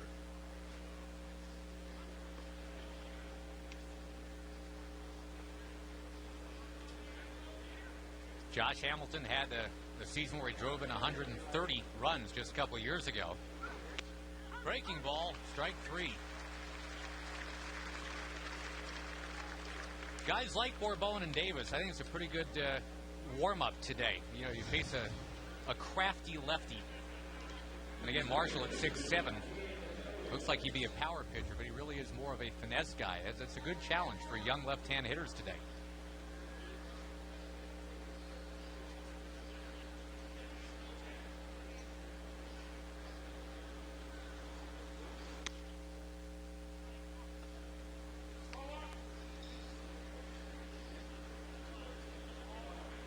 And again, for Joaquin Arias, he kind of bellies up to the bar at the Last Chance Saloon here this March. He's out of minor league options. This is his chance to shine and make this ball club. Getting a lot of opportunities to show what he can do. But I would say again, Tag, right? I mean, here's a guy that has to be aware that there's scouts here checking him out. If it doesn't happen with the Rangers, it can happen somewhere else. Yep, that's right. Tapping it towards short for Blanco. Very smooth over there, and he throws out Arias. End of 4 in Surprise, Arizona today. Gorgeous afternoon. Cubs lead by 3.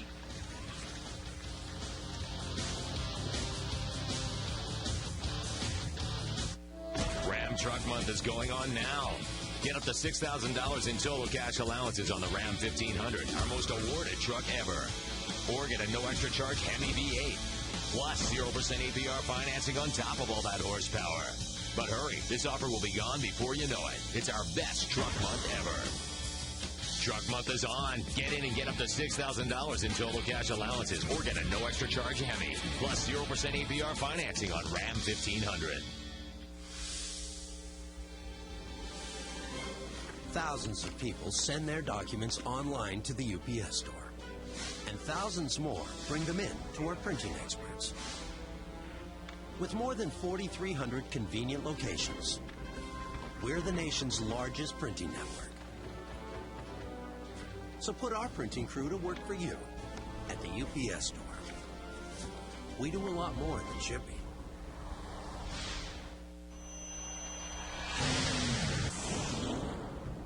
A chrome package, a tow package, and an automatic rear locker. The Silverado Texas Edition from Chevy, the most dependable, longest-lasting full-size pickups on the road. This is our country. Use $500 Auto Show Cash to get $5,500 GMAC down payment assistance on select 2010 Texas Edition Silverado pickups.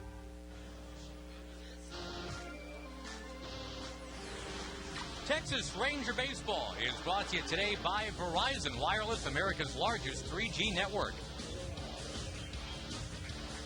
Rangers and the Cubs are trying to figure out what they've had in common besides a kind of alarming lack of progress in the postseason area.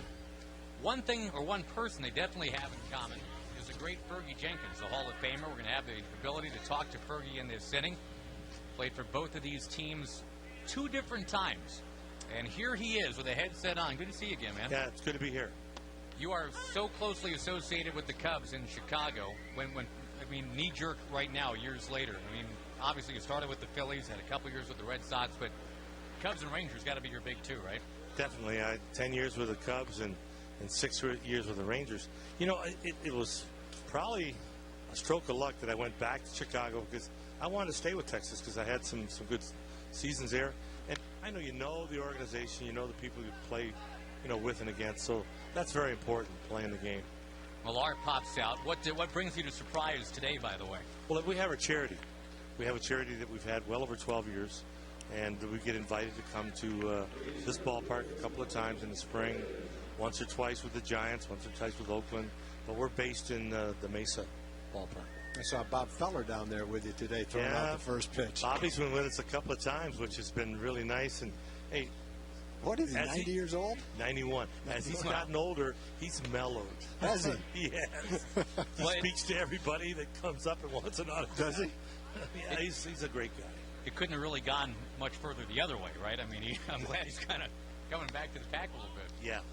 What's nice is he enjoys signing autographs, mixing with the fans. And he's in Goodyear quite a bit with the Cleveland organization. So. I remember he was in his 70s still going around to minor league ballparks and throwing batting practice and competitive games. Yeah.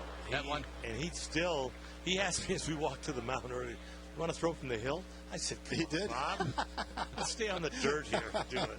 But he's quite a guy. That's great. Marlon Byrd gets hit by the pitch from Luis Mendoza. And Fergie, for you, I mean, you still watch enough baseball, and I don't know how you feel. I mean, poor Brandon McCarthy's out there trying to solidify his spot on this team today and had that 45-pitch first inning. It's uncomfortable. Yeah, it's too bad. I mean, you're trying to show the organization that you're qualified to break with the team, and you have a bad first inning. But that's what spring training's all about. You're trying to get all the wrinkles straightened out, and so that when it comes time to really be judged, you've done a good job.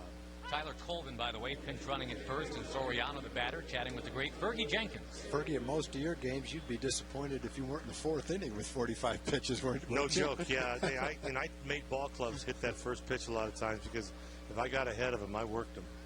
Well, and Fergie, as you may know, would start it and he'd end it as Soriano chops it foul. I was looking this up before you came in the booth. Your 1974 season, which a lot of Ranger fans will know, featured 29 complete games. Now, the last 7 years combined for the Rangers, every single pitcher on the team in 7 years has 28 You had 29 in one season, and you're just one dude. So times have changed a little bit. Yeah, a little bit. I mean, the bullpen is so strong now, and they don't want the starters to go more than X amount of innings, X amount of pitches, which I just think these young men are capable. Why not give them an opportunity?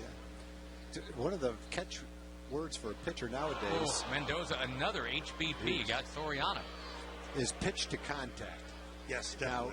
Now, you can pitch to contact, but you have to pitch to, wouldn't you say, weak contact. You don't want the guys blasting the ball. You got more than your share of strikeouts, but you also pitch to contact. What's the key to doing that and still being able to pitch well? Well, you have to understand who the hitter is and what he likes to swing at, what pitches he really likes to hit. Sure, a lot of times they'll swing at that slider and miss, but they're a fastball hitter. Yeah. Or they're an off-speed hitter. They like the ball up in the strike zone. So you have to know that, and the catcher has to know it, and then you pitch to your strength. And if you have to pitch to contact, especially late in the game, making them hit the ball on the ground, throwing that hard sinker, I mean, you got to put the ball in play, and you've got those great guys behind you in the infield. Right. Make them work, too. Back-to-back hit batsman. And Chad Tracy will be the batter. Fergie, I remember a game, I'm sure you do too, against Kansas City. You were pitching. I think we talked about this before, but right. I still love to talk about it again. Okay. It's like about the fifth inning, and the rain or the sleet something was coming in, and you had to get 3 quick outs, and that was a day. 9 pitches. Yeah, you weren't pitching to contact that day, boy. I went right after him. We had, I think it was McRae, McGuire, and maybe Mayberry. Yeah. 1, 2, 3. 9 pitches, 3 strikeouts. Yeah, get that game in. Well, and, you know, we talk also, Fergie, about the importance of getting ahead and throwing strikes. And for those fans that don't know, you're one of only 3 guys ever that had 3,000 strikeouts, but also fewer than 1,000 walks. If you walk, say, 3 guys in a game, I was disappointed. Yeah, it bothered you, right? Yeah, and I just tried to tell myself that I've got 7 capable guys behind me, but if I'm throwing strikes, making my pitches work. Just like that one there, right? I got enough like that, getting a double play. That's it. 2-hit batsman, and it's no big deal. Luis Mendoza pitches out of it. Fergie, thanks for coming up, buddy. Hey, it's a pleasure. Good to see you, man, as always. Thanks, Fergie. The Rangers have improved vastly, and Nolan Ryan at the helm, I think that they're going to have probably a good pitching staff. I hear you say that. Look at that. That's Fergie, what it's all about. Fergie and Bob Feller bringing them in today. Awesome. 4-1. Thanks, Fergie.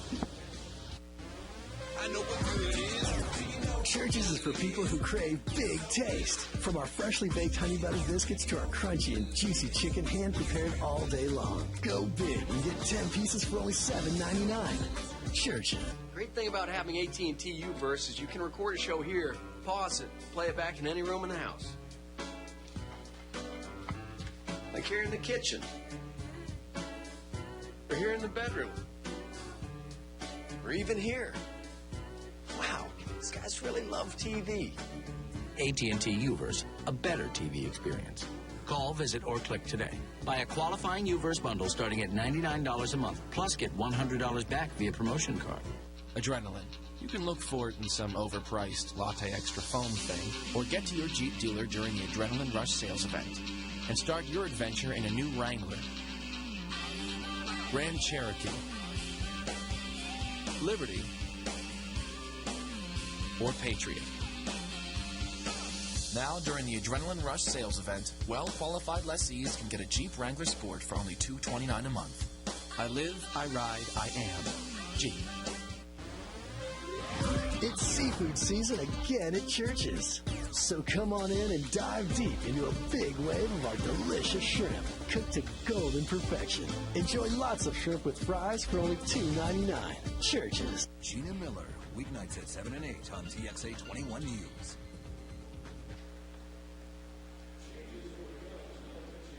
Fridays at Rangers Ballpark in Arlington are once again Fireworks Fridays, April 9th. You can get $10 tickets and $5 parking to see the Rangers take on the Mariners in the great postgame fireworks show. Go to TexasRangers.com and enter fireworks as the coupon code. Some changes for Chicago as we get on to the bottom of the 5th inning. That's the former Oakland A, Jeff Gray, into the game now. He'll take over pitching after Sean Marshall went 4 pretty solid innings. Changes in the outfield, too. Jim Adducci, who came on the pinch run for Soriano is now in left. And Colvin, who came on to pinch run for Bird, is now in center.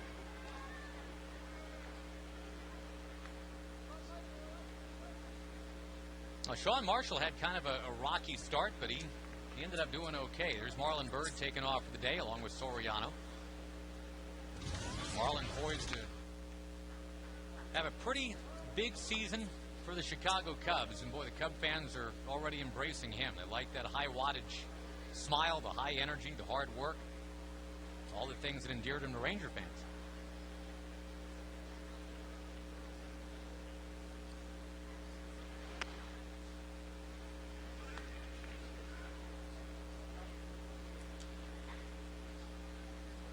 Teagarden and Andrews and Bourbon this inning for the Rangers. Taylor's already thrown out a couple runners today. And put that one in play up near third, and there it is. Taylor Teagarden, infield hit. 6th hit of the spring for Taylor.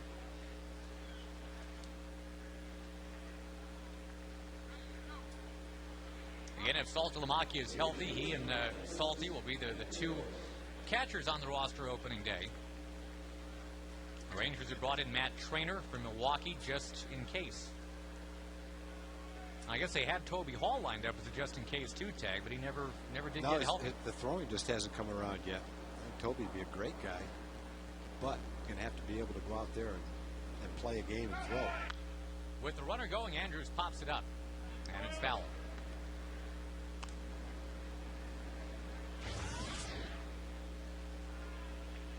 I can remember way back when, early 90s, we had signed Mike Scioscia to be a backup veteran catcher to mentor the pitching staff, and he came to spring training kind of in a similar situation. Just worked so hard, tried so hard, but his arm just didn't come around. He stayed in camp after the team broke for another 3 weeks or so, and his arm just never came around, and he ended up having to retire.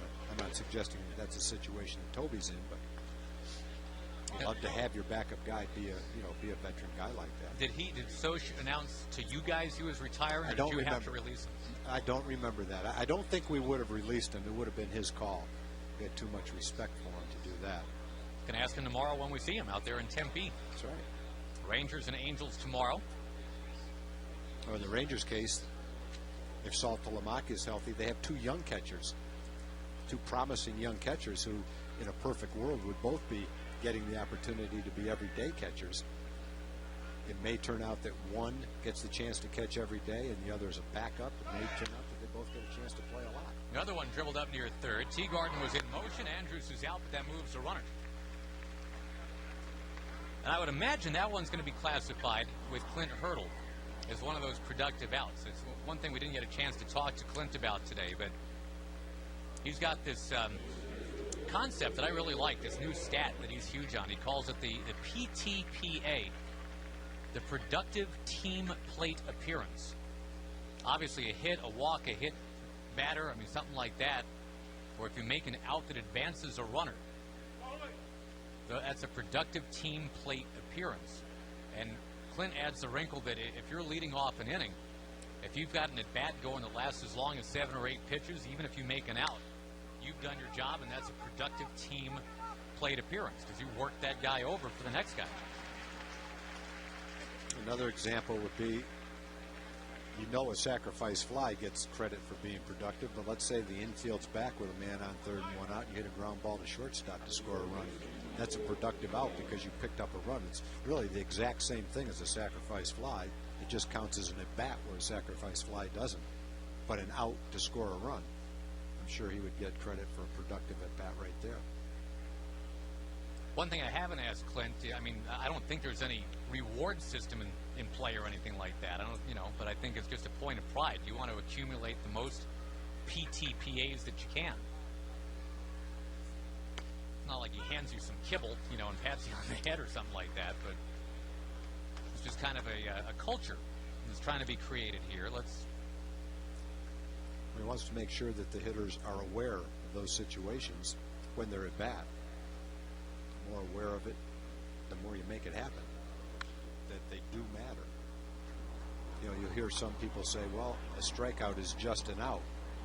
And he said in his short interview with us, I'm not one of those guys who thinks a strikeout is just another out. Because if you do put the ball in play, like Elvis just put that ball in play right there, if he swings and misses, maybe the guy gets thrown out at second base. No way a strikeout is as productive as if you put the ball in play. Michael Young out for the third time today, leaving Hamilton on deck. Clint Hurdle, the new man in charge of those Ranger hitters. Not a lot of hitting yet today, though. The Cubs have the lead 4-1. Ram Truck Month is going on now. Get up to $6,000 in total cash allowances on the Ram 1500, our most awarded truck ever. Or get a no extra charge Hemi V8. Plus 0% APR financing on top of all that horsepower. But hurry, this offer will be gone before you know it. It's our best truck month ever.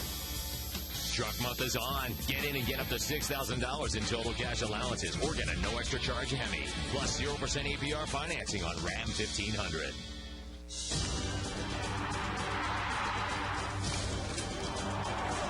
It's time.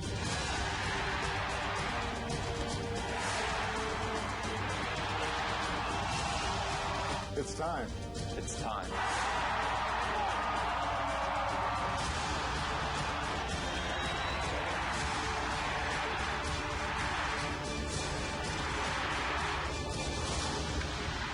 It's time. Hi, John Eagle here with great news from Sports City Toyota. The timing for your next new car or truck couldn't be better.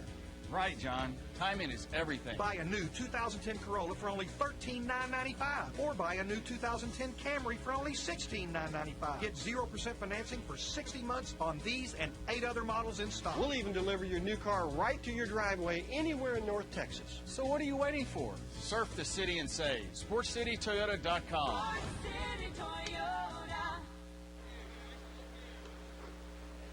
The Cubs, yes, now with Marlon Byrd leading 4-1 as we fly on to the top of the sixth, and the Cubs will have Luis Mendoza out there on the mound pitching to Matt Trainer into the game. First time we've been able to check him out as a Ranger tag, just acquired day before yesterday. And he's got to reportedly that out clause. If he's not on the 40-man roster, if he's not in the plans as of March the 30th, or essentially, 6 days from now, he can request to be released and go somewhere else, if there is somewhere else to go. Yeah, that's something that an agent and a player has to gauge, what the other opportunities are. Are they better than the situation you're in right now? Michael Young had the backhand, but then just couldn't hold the baseball. Giovanni Soto is on. Should go as a base hit.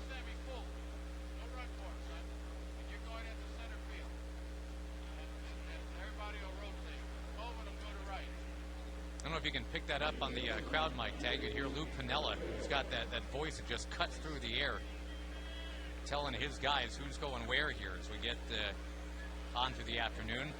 Sam Fold is coming in to run. Lou's always just got that 1 day's growth, that stubble going. It's a very grizzled look that you just kind of come to expect with Lou. So Fold running for Soto. And the batter is Andres Blanco.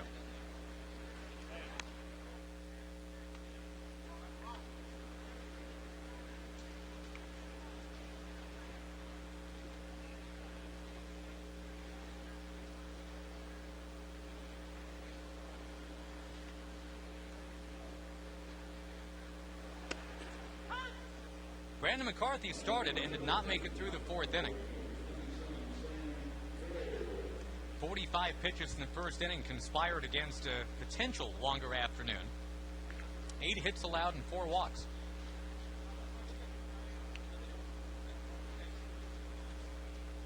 Again, Trainer now the catcher with Taylor Teagarden out of the game. Taylor has thrown out this guy at the plate twice today, Andres Blanco. And we talked to Taylor Teagarden about that right now. He had a nice tag play from Elvis Andrus on the first one, and it's nice to have a 2-for-2 in the caught stealing department. Yeah, that first throw, didn't have really good grip on it. Elvis picked me up big time.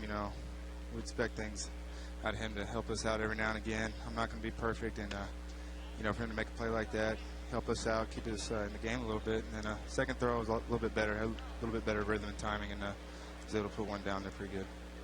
Taylor, when you throw to second on a stolen base attempt, I'm sure you'd love to get the ball with a four-seam grip. But are you able to maneuver the ball in your hand to do that, or do you just throw it as you get it?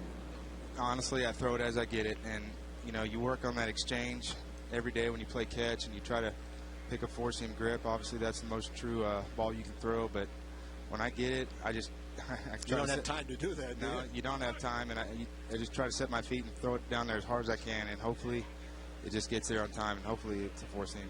Would you say that more often than not, when a catcher has a ball sail to be a real inaccurate throw, that it's because he just didn't get a good grip on the ball? Good grip. For me, in most cases, my feet weren't set right. It was a tough pitch, and I tried to rush. I never got square with my feet. I can tend to fly open and not really, get the true trajectory of the throw that I want. But in most cases, I try to just do as best I can. If I got to change my arm angle, I have to, and I just try to get to second base as fast as I can. Right. Taylor, with the opening day approaching, obviously, it's looking more and more like it's you and Salty, but here comes Matt Trainer into the picture. Spring training is just always kind of a weird time, I guess, when there's not a set starter at a position. How are you feeling about your role in this going forward? I'm as happy as I can be. The number one thing is Walsh wants to win, and he wants to put the best team out there as possible, and that's all you can ask for. All I can do every day is just come here and work as hard as I can and try to do the best I can with the pitching staff and control the ball game. So if Walsh wants to win, they're going to bring quality players in here all the time, and guys are going to compete for jobs, and that's just the way it's going to be every year, so that's what I expect.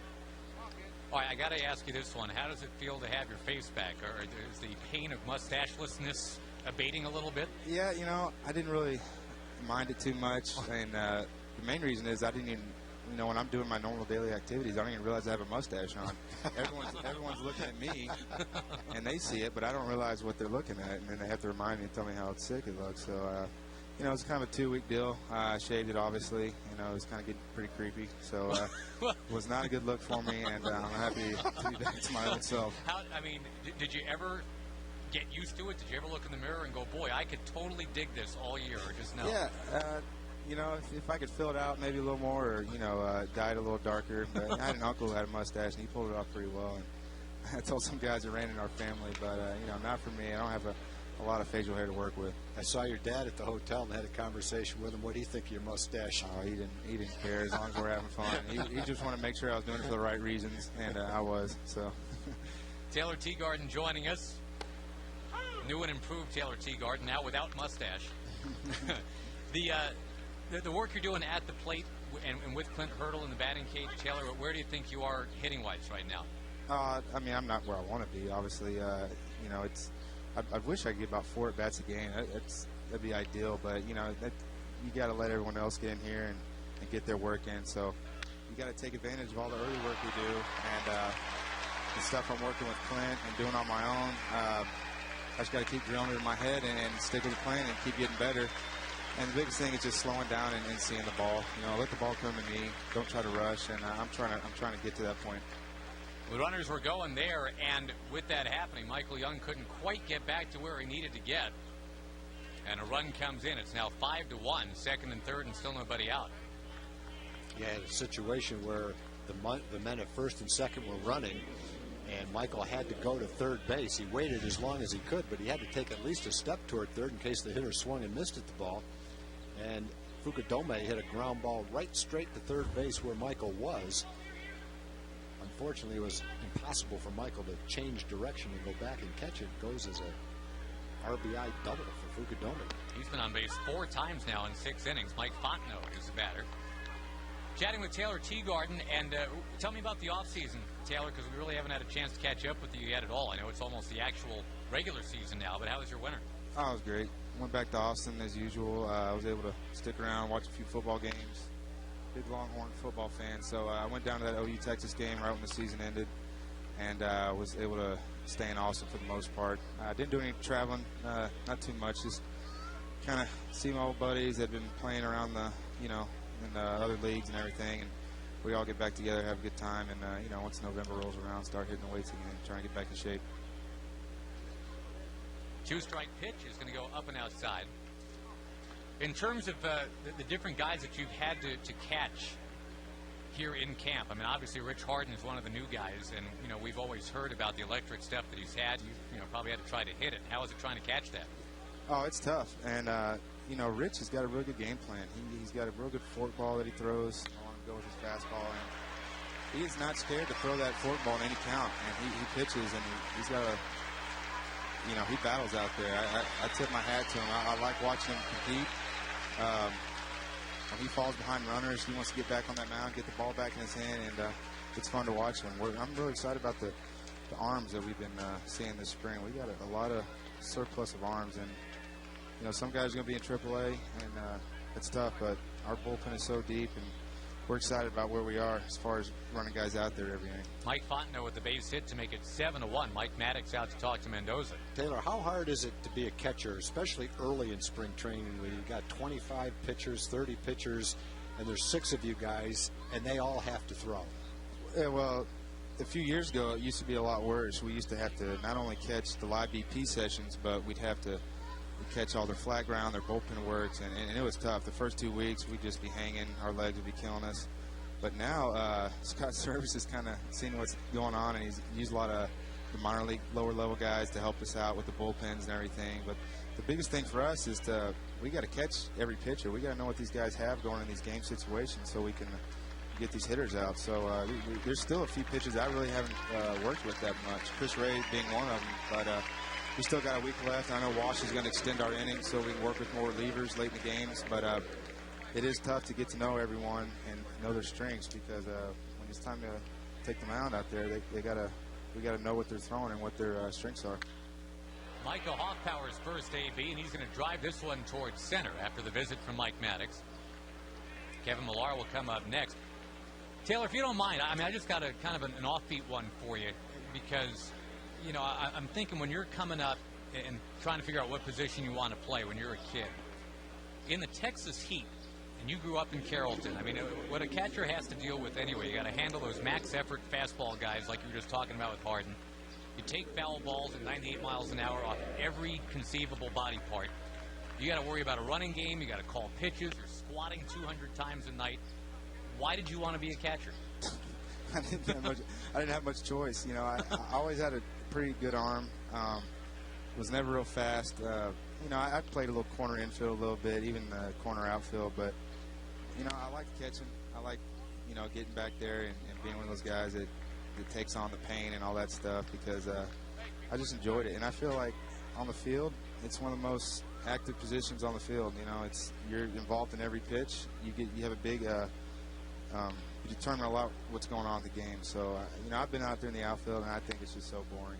And you could be out there for 3 innings, not have a ball hit your way, and then there's one down the line, and you got to make that play, and everyone's booing you if you don't. And it's tough. So I figured if I can just work on my catching and try to perfect everything as much as I can, I can just stick with it, because there's so much repetition involved, and it becomes more natural. And I enjoyed it. Well, I would think, too, I mean, the river runs through that position. I mean, you're in conversation with a home plate umpire, with every hitter. You're engaging with the pitcher. I mean, to me, it's got to be the most interesting, like you say, of all the conceivable positions you can play. Yeah, you know, it's so much fun. You know, you get a pitcher working out there, and he's throwing strikes, he's dealing, and you can get those called third strikes looking, or throw a guy out, get a guy out of a jam. You know, I take a lot of pride in that, and that's what makes the game fun for me. And if we can win a game 3-2, 4-3, you know, and get Frankie out there and close the game out, you know, 3 up, 3 down, you know, that's what this game's all about for me, and I love that. And, you know, it's obviously a team sport, but that's why I play this game. It's so much fun to win, obviously, and be a part of it. Ball 4 to Kevin Millar. Well, Taylor, we sure appreciate everything that you continue to do for the organization, and obviously the time you spend with us. Super nice of you to do it as this inning kind of goes on and on and on. We don't want to keep you too much, but we sure do appreciate you stopping by, and so glad to see that you're coming along the way you want to. It's going to be a fun year. Yeah, it's going to be a good year. Appreciate you guys having me. Okay, thanks, Taylor. Thanks, Taylor. All Take care. That's Taylor Teagarden. Had himself a nice day today. Threw out 2 potential base stealers. Had himself a hit. It's going to make me sound like an old guy, Tom, but what a nice young man. You know, I don't know. No, we're lucky. We're lucky because we got a whole team full of nice young men. Makes our job easy. Tyler Colvin is the batter, and he is one of the top prospects for the Chicago Cubs. Came into the game for Marlon Byrd.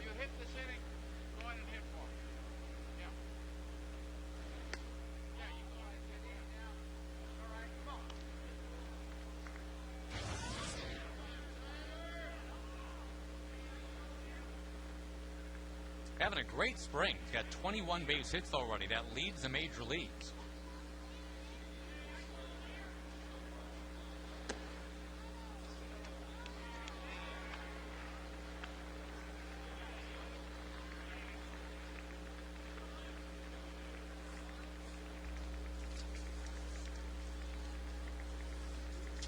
Colvin's out of Clemson. Had to get over some pretty big-time elbow problems before he could really get his career going. 13th overall draft pick in 06. Injured that left elbow in the instructional league right after he got going. Then he finally had the Tommy John surgery. Got cleaned up in 08.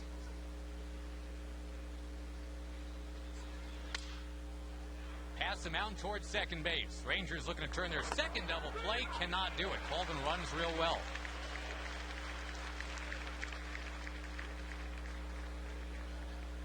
Looks like Darwin Barney is going to come up and hit next.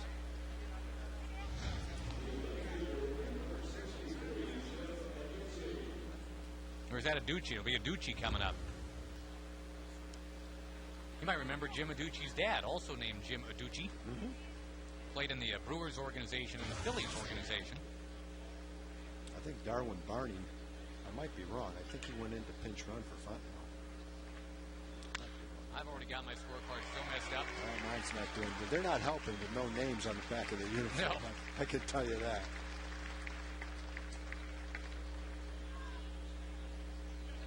Yep, Barney just scored. Delighting 4-year-olds across the nation.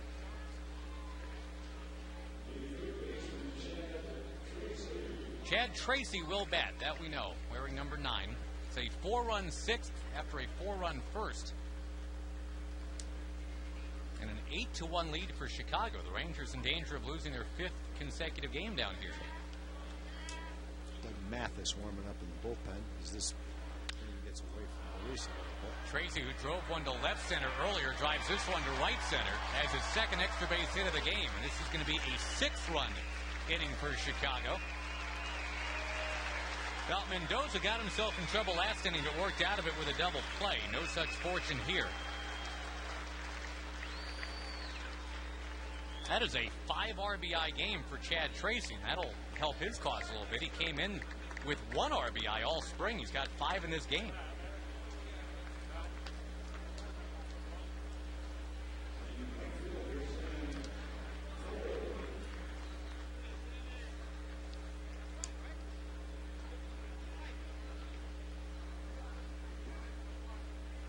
Now the batter will be Sam Fuld, F-U-L-D. Economics major at Stanford.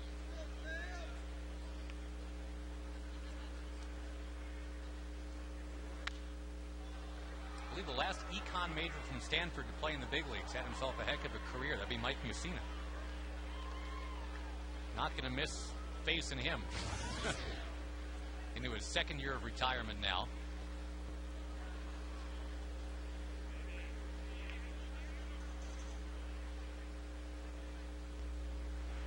Fuld makes a lot of contact.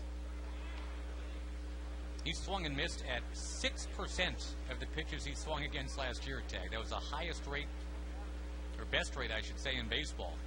That's pretty amazing. 6%. So at least a foul ball. 19 out of 20 swings, basically.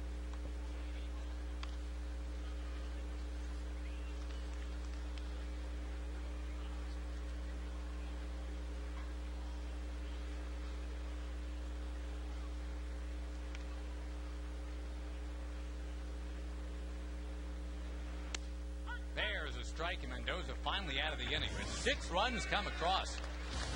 10-1 Chicago.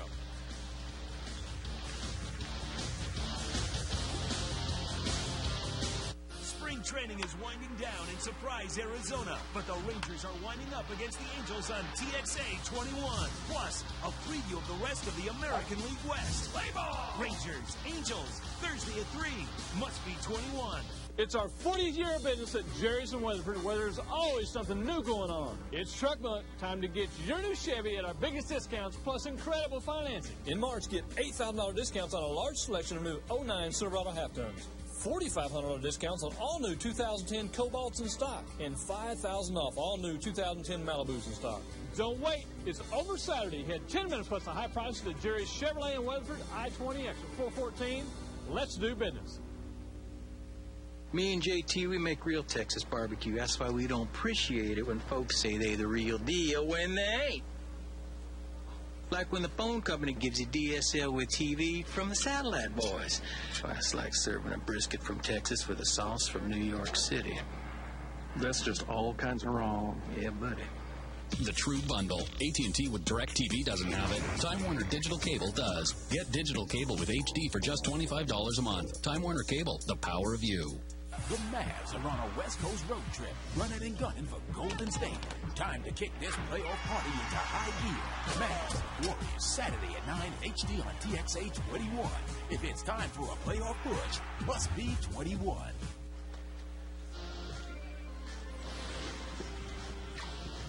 Texas Ranger Baseball being brought to you by Sonic, America's Drive-In.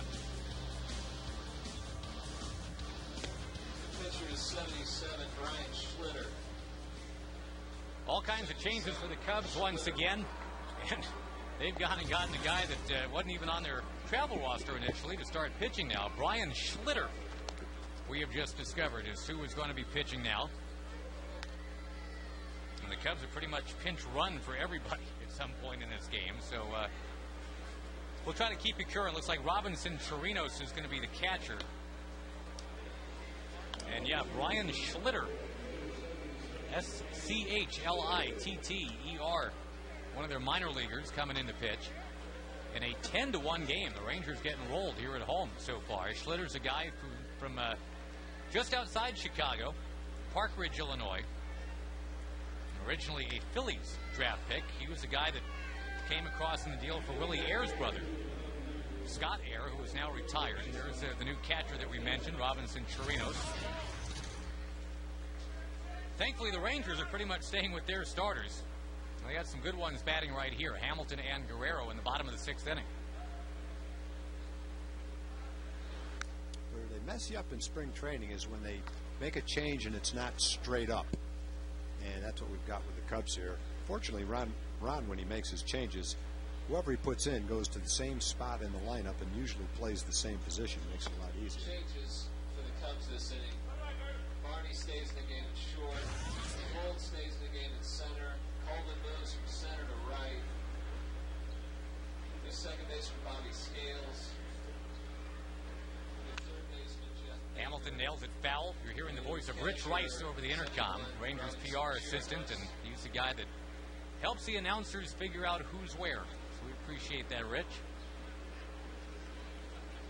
Now a Cubs infield of Baker, Barney, Scales, and Hoffpower around the horns. And Colvin went to center. Now he's in right. In spring training fun? Yeah, I think we got it covered now, though. Moves from center to right. Medusi at left. Baker at third base. Oh, it is a fantastic day for it here today. Temperature about 75 right now. We're about 3 miles, maybe 4 miles down the road from Luke Air Force Base. Every once in a while, you'll see over the White Tank Mountains, see some of those fighter jets just come roaring by. And sometimes that's the only thing that you'll see in the sky. There's not any clouds a lot of these days. It's like you're stepping onto the set of Top Gun. Have you ever driven down Litchfield Road past the Air Force Base? And they have big signs out there to be aware that there are jets crossing over. Yeah. Do you ever wonder what you're supposed to do differently while you're driving down that road? Like duck? Yeah. Hamilton down on strikes, and that's something that young Mr. Schlitter can put in his scrapbook. He just struck out Josh Hamilton. Big fastball at 93 miles an hour. if anything happened that you had to be worried about, I don't know that there's much you could do about it. It is pretty exciting, though, when they're landing or taking off. If you happen to be on that road, it's really amazing to watch. It's like the old Brian Regan routine. There's a sign that says blasting zone. He says, shouldn't that read road closed? What are you supposed to do? A couple of singles for Vlad Guerrero. One of those few ball players that doesn't wear the batting gloves. Old school is Vlad Guerrero, but that's why he keeps that messy helmet. He's got all that pine tar up on top of that blue helmet. And rather than batting gloves for grip, just make sure he's got plenty of pine tar just slathered on those big hands. Start running low on pine tar, just reach up and touch your helmet.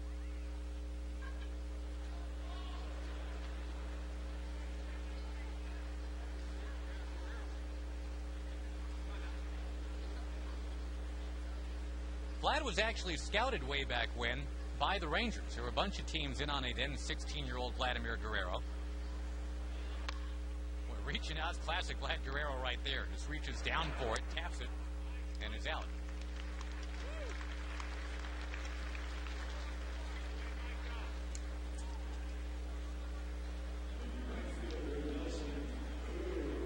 We've talked before when Vlad was with the Angels, that game that he and his neighborhood kids would play back in the Dominican Republic. They put that old license plate on the ground, played a game called La Placa, which means the license plate, and if the ball hit the license plate, you were out. So with your stick or sometimes they'd use a bat, but most times it was just a stick. You got to make sure that ball does not hit the ground. And Vlad, to this day, can go down and get those low pitches.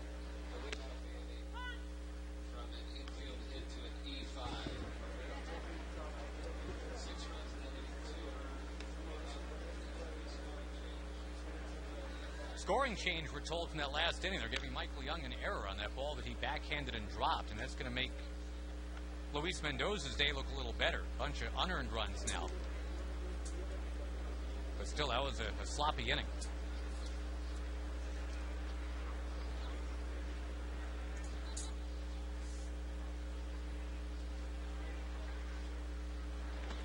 Down too low. Even Vlad wouldn't have swung at that one. Although maybe. If he did, he probably would have hit it on one hop, though. Chris Davis did that last year against the Angels.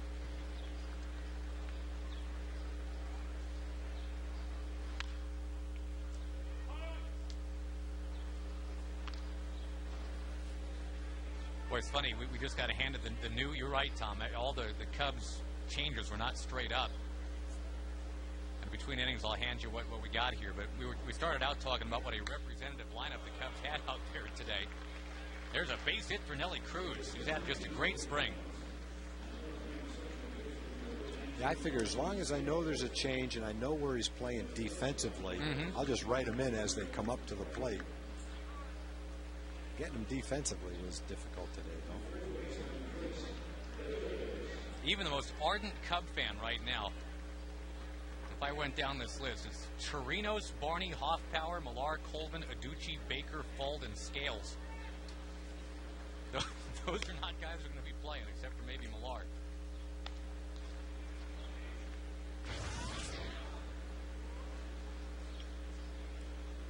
Davis has struck out a couple times today. Again, he had that fantastic start to the spring.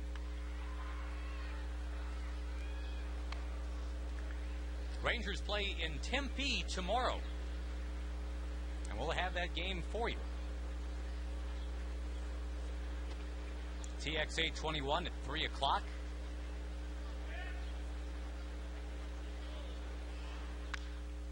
That ball sliced down near third and foul. Dave Anderson had a hop out of the way. We're going to see a couple lefties hook up tomorrow, Tag. It's going to be Derek Holland for the Rangers and the Houston native Scott Kazmir going for the Angels.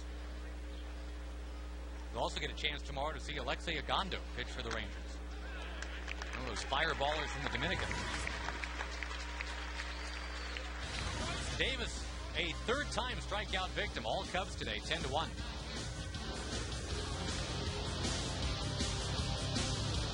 This year we wanted a beautiful garden. When you name a problem, we had it. But luckily we met Jen at Lowe's. Those are fire ants.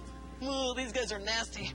Not a problem. She knew all the stuff that we needed. Oh, yeah, that's dollarweed. I've got just the stuff. And Lowe's has an everyday low price guarantee. Our yard never looked better. Until we discovered the worst garden pest of all. Cute dog. That's not our dog. Maybe we should head over to fencing. Experience. Lowe's. Let's build something together. Come into Lowe's for 2-gallon knockout roses, now $16.98. Adrenaline. You can look for it in some overpriced latte extra foam thing, or get to your Jeep dealer during the Adrenaline Rush sales event and start your adventure in a new Wrangler, Grand Cherokee,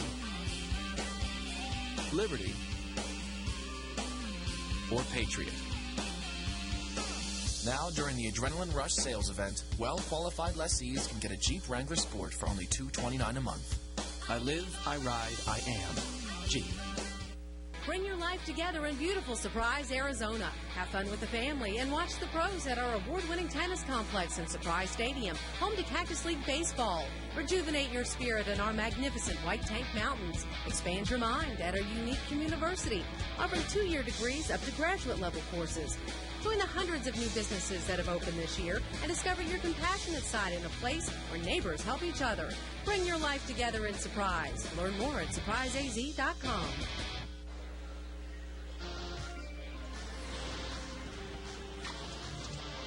Texas Ranger Baseball brought to you by your Dallas-Fort Worth Lexus dealers and the Lexus RX.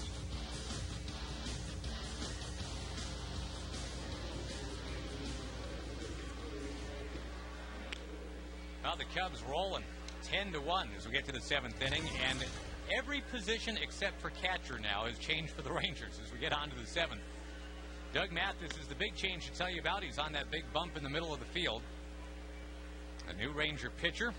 And a guy that certainly was a useful part of what the Rangers were doing last year. Started when he needed to, but mostly was a long relief guy. Even saved the game for the Rangers last year.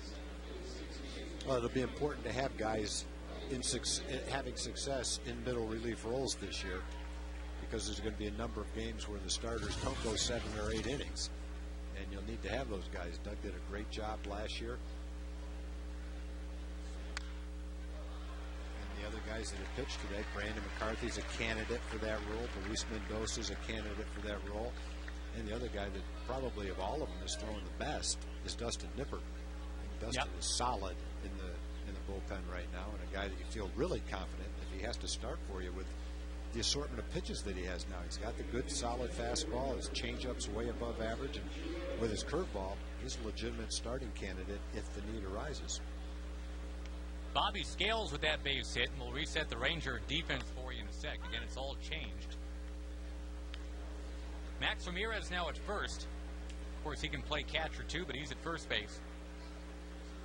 Minor leaguer Remy Osuna's at second. Esteban Herman's in the game at short. Matt Brown's in the game at third.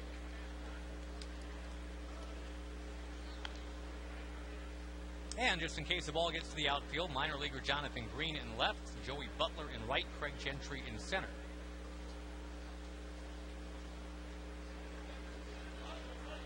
And this now is officially, I don't know about you, the messiest scorecard of March. Chirinos down on strikes. Just converting to the catcher's position. Been in the minor leagues for the Cubs for 9 years, now trying a new position. Max Ramirez again at first base. Had a really, really good 2008, but just an injury marred 2009 and never could get going.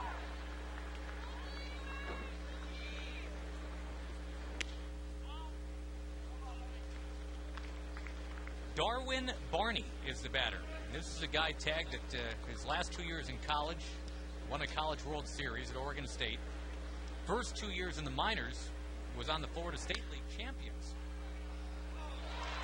Boy, there's another ground ball base hit right over second for the Cubs. So, I mean, this is a guy that 4 years in a row won a championship of something. Was in a dog pile on some mound somewhere at the end of the year. And now trying to make the major league team that hasn't been to a World Series since 1945 and hadn't won one since 1908. Maybe he'll be their lucky penny.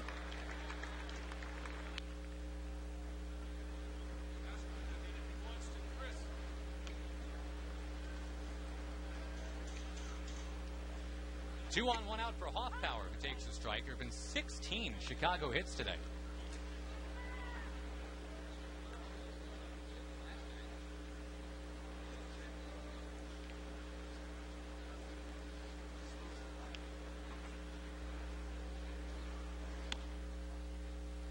McCarthy started. Mendoza went next. Now it's Mathis. Everybody whose last name begins with M gets an opportunity today.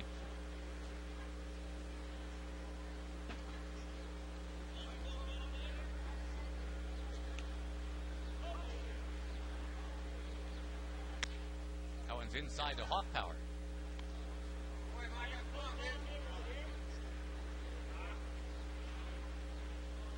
Hoffpower is a guy that has ties to Texas. His dad played college ball at Texas Tech. Micah played at Lamar over in Beaumont, same as Kevin Millar, who's on deck. What are the odds of that? Back-to-back guys from Beaumont. Yeah.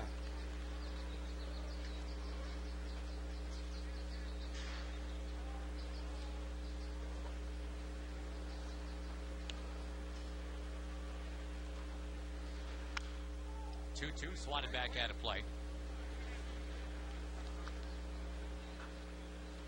She does not look like she cares that it's 10-1 Chicago. What school did Mike Timlin go to? Do you remember? In Texas? He went to... I'll tell you why I'm asking. I met Mike Anderson today, who I believe is scouting. He's the brother of the announcer for the Brewers. Was that an Anderson? Brian Anderson. Brian Anderson. Anyway, he was talking about on their college team, they had 3 Mikes that went on to pitch in the big leagues. Mike Anderson did. Mike Timlin and Mike Stanton all pitched on the same college team in Texas. And there was another Mike, I can't remember his last name, who pitched double-A ball all off the same team. I asked him what kind of team they had that year, and he said, well, we were an underachieving team. I said, yeah, with 3 big leaguers in your rotation, yeah. I would think you must have won something. Southwestern University. Okay, Southwestern. In Georgetown. Thank you.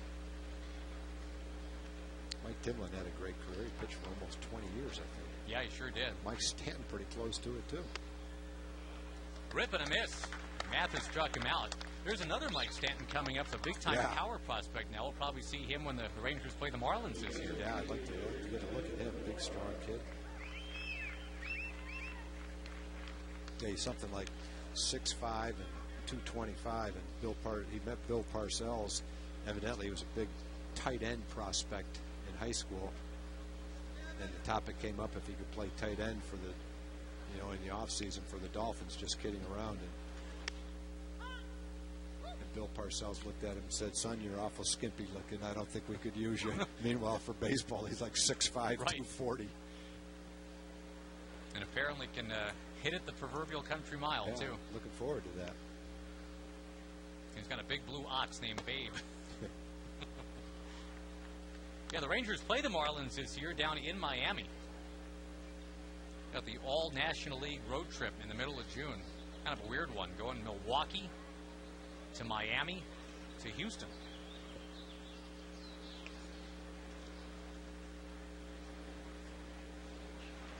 Millar out in front. And these Cubs, by the way, will be coming to play the Rangers. It's always a popular thing to talk about when the Cubs make that very rare trip to Arlington. Ground ball slowly hit, vacuumed up, then bobbled by Matt Brown. And as he tries to make this team, that's one thing that Ron Washington is watching closely, is his defense. If that's an error, that'll be his 4th of the spring. And it is an error. Both Ranger third baseman now have been charged with errors. Just to finish the thought tag, the Cubs come to Arlington May 21st, 22nd, 23rd. That's a weird trip for the Cubs. They're going to be going from Denver to Philly to Arlington.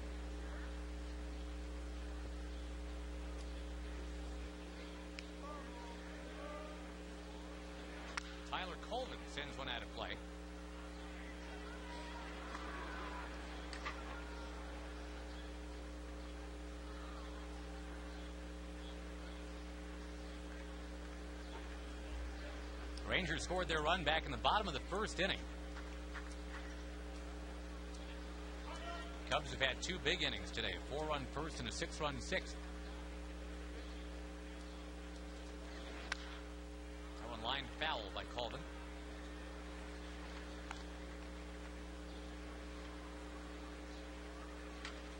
Again, if you missed the news from the start of the broadcast today, the Rangers did make one deal. They acquired a utility man today, Gregorio Petit, from the Oakland Athletics. They packed up Edouard Ramirez and sent him to Oakland. So Edouard's stay in the Rangers organization was 11 days.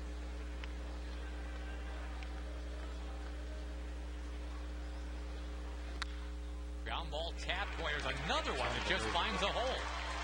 2 more runs coming around. Not to take anything away from the Cubs offense today, because they've hit some balls hard too. But there have been a lot of seeing eye hits through the infield. Of course, those will be unearned runs. The ground ball to third should have ended the inning. Colvin, that little dribbler, will pick up a couple of RBIs.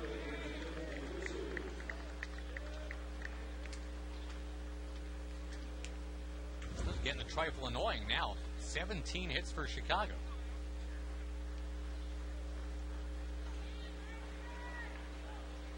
Tag, we mentioned Derek Holland will be on the mound and on the air tomorrow. And from all accounts, Derek has had a strong spring, but it's not been strong enough for him to push into that starting rotation. Yeah, the difference between Derek, evidently, and a lot of the other guys is he's really not competing for a bullpen spot. And it looks like he'll start the year in AAA, which I think is the right thing to do. He needs to get innings, he needs to develop, and that's the best thing for him. The other guys are a little bit older, more veteran guys. This stage of their careers, it's logical for them to fit into the ball club in the bullpen, but not for Derek. He needs to develop as a starting pitcher.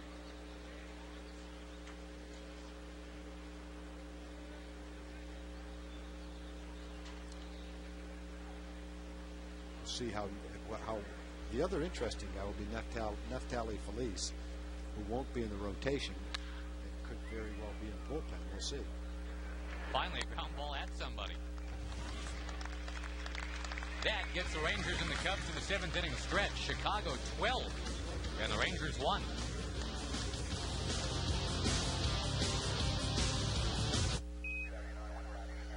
It's the final stage of the Lincoln Launch Event. Time is running out for special 24-month leases and flexible financing that give you instant access to the latest in luxury and technology. Hurry in now to lease a new Lincoln MKZ for 24 months for just $399 a month. The Lincoln Launch Event ends March 31st. A funny thing happens when you try Whataburger's new grilled chicken melt. As you're enjoying the grilled chicken breast, layered with grilled bell peppers and onions, perfectly melted Monterey Jack cheese, all on a freshly toasted wheat bun, that's when you realize that sometimes your favorite thing at Whataburger might not be a burger at all. What a burger! Just like you like it. Ram Truck Month is going on now. Get up to $6,000 in total cash allowances on the Ram 1500, our most awarded truck ever. Or get a no extra charge Hemi V8. Plus 0% APR financing on top of all that horsepower. But hurry, this offer will be gone before you know it. It's our best truck month ever. Truck month is on. Get in and get up to $6,000 in total cash allowances or get a no extra charge Hemi. Plus 0% APR financing on Ram 1500. Folks, you can bring the whole family to a ball game with Coca-Cola Total Family Tickets. You get 4 tickets, 4 hot dogs, 4 Cokes, a parking pass, $20 in the sports park worth of tokens. All for as little as $15 a person. Call 972-RANGERS or go to TexasRangers.com.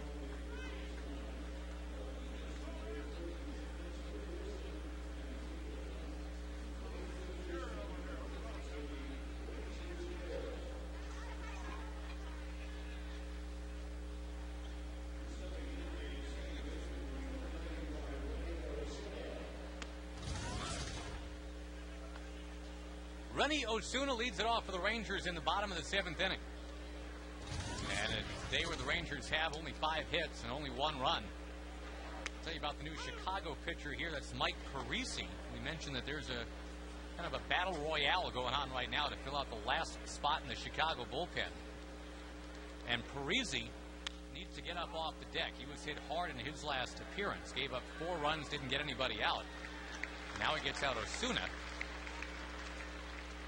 Parisi's a Rule 5 draft pick away from the Cardinals, so if he doesn't stick, he's got to be offered back to the Cubs' big rival. The guy that had that, boy, it seems like everybody's had it, but the Tommy John surgery, there it is again. Only got in 5 games all year last year.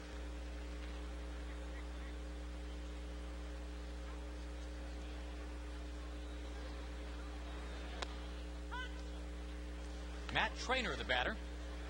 Again, just brought in from Milwaukee. The Rangers designating the other guy they brought in from Milwaukee today, Hernan Iribarren. He did clear waivers, so he'll be able to go to the minor league camp along with Brandon Boggs. Breaking ball, a strike.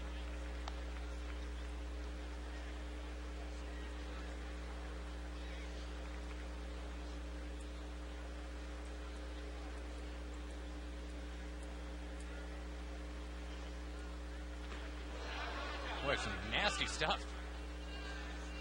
Traynor is thrown out, and boy, that'll certainly help to right the wrong, I guess, for Parisi. He failed to retire any of the Cleveland Indians back on over the weekend. So far, making quick work of the Rangers here in the 7th.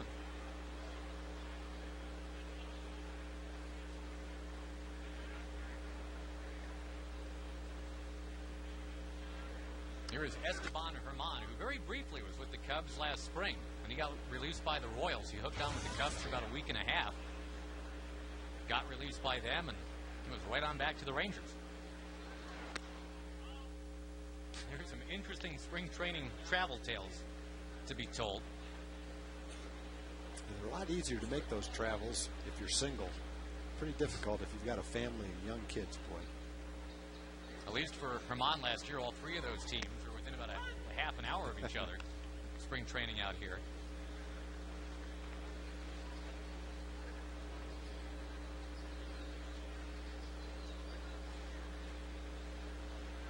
I guess that's true. If it does happen in spring training in Arizona, you just pretty much stay right where you are. It's not that big a deal. You might be facing a longer commute if you don't want to change your right. condo or your hotel or whatever. But not quite as bad as if it happens during the season. Imagine getting traded from like Seattle to Florida. Well, you know, a while back, Pittsburgh's AAA team, quite a ways back, used to be in Hawaii. Right. So imagine the logistical nightmare for the traveling secretary if they had to make a move with their AAA players. In all due respect to the fine people of Pittsburgh, I happen to think it's a great town. But you know, one day you're hanging on the beach in Waikiki. And the next day, it's like April 24th, and you're in Pittsburgh. But you're in the big leagues. It's probably why they never changed it for quite a while, because the executives like going to see the AAA team in Hawaii. Sure. File that expense report. Another scouting trip to Hawaii?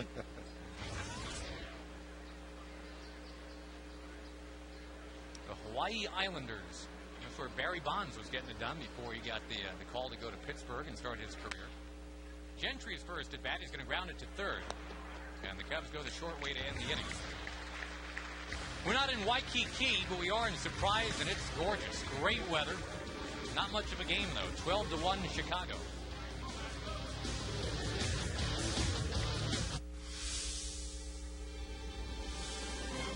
Thousands of people send their documents online to the UPS store, and thousands more bring them in to our printing experts. With more than 4,300 convenient locations, we're the nation's largest printing network. So put our printing crew to work for you at the UPS store. We do a lot more than shipping. How can something so small be so huge? How can something so tiny bring such major relief? With an incision of less than 3 millimeters, smaller than this tiny seed, the back pain I'd lived with for years vanished in an instant. The Minimally Invasive Spine Institute changed my life forever. Big breakthroughs happen every day. Minor incisions, major relief. The Minimally Invasive Spine Institute. Pioneers in laser spine procedures. Log on to ZeroSpinePain.com today. It's the first time you're letting your daughter shop on her own. So here's your moment of truth, Mom. Which 3G network would you trust to run apps like Family Locator when it matters most? When you want your 3G network to work, you want Verizon.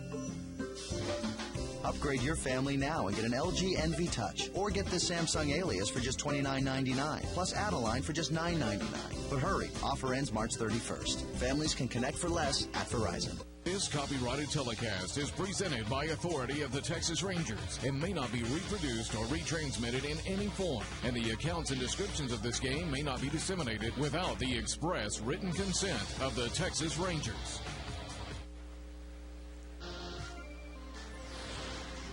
Texas Ranger Baseball being brought to you by Standard Insurance. Call 1-800-929-2424. Top of the 8th inning, Jeff Baker will bat for Chicago. The Cubs have pounded out a whole bunch of hits today. They lead 12-1.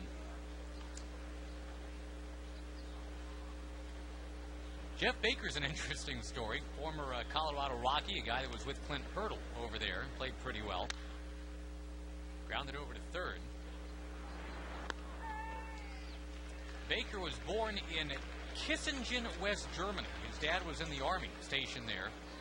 And then his family moved from there to Abu Dhabi so that his dad could help install missile defense systems in Abu Dhabi. So he grew up quite a ways from Wrigley Field, where he's hoping to play this year.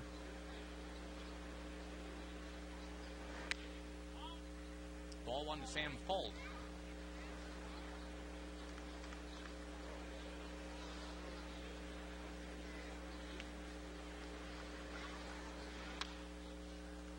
Foul up near first. And these Chicago Cubs, we mentioned, played at this field yesterday, took on the Royals.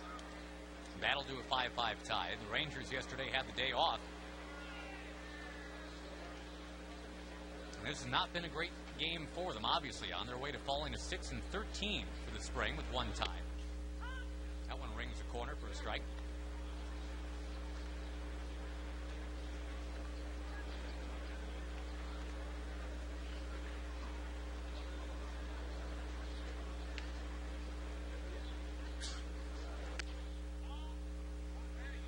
Tight strike zone today. That looked like a good pitch. Mm-hmm. Casey Moser's got the balls and strikes today.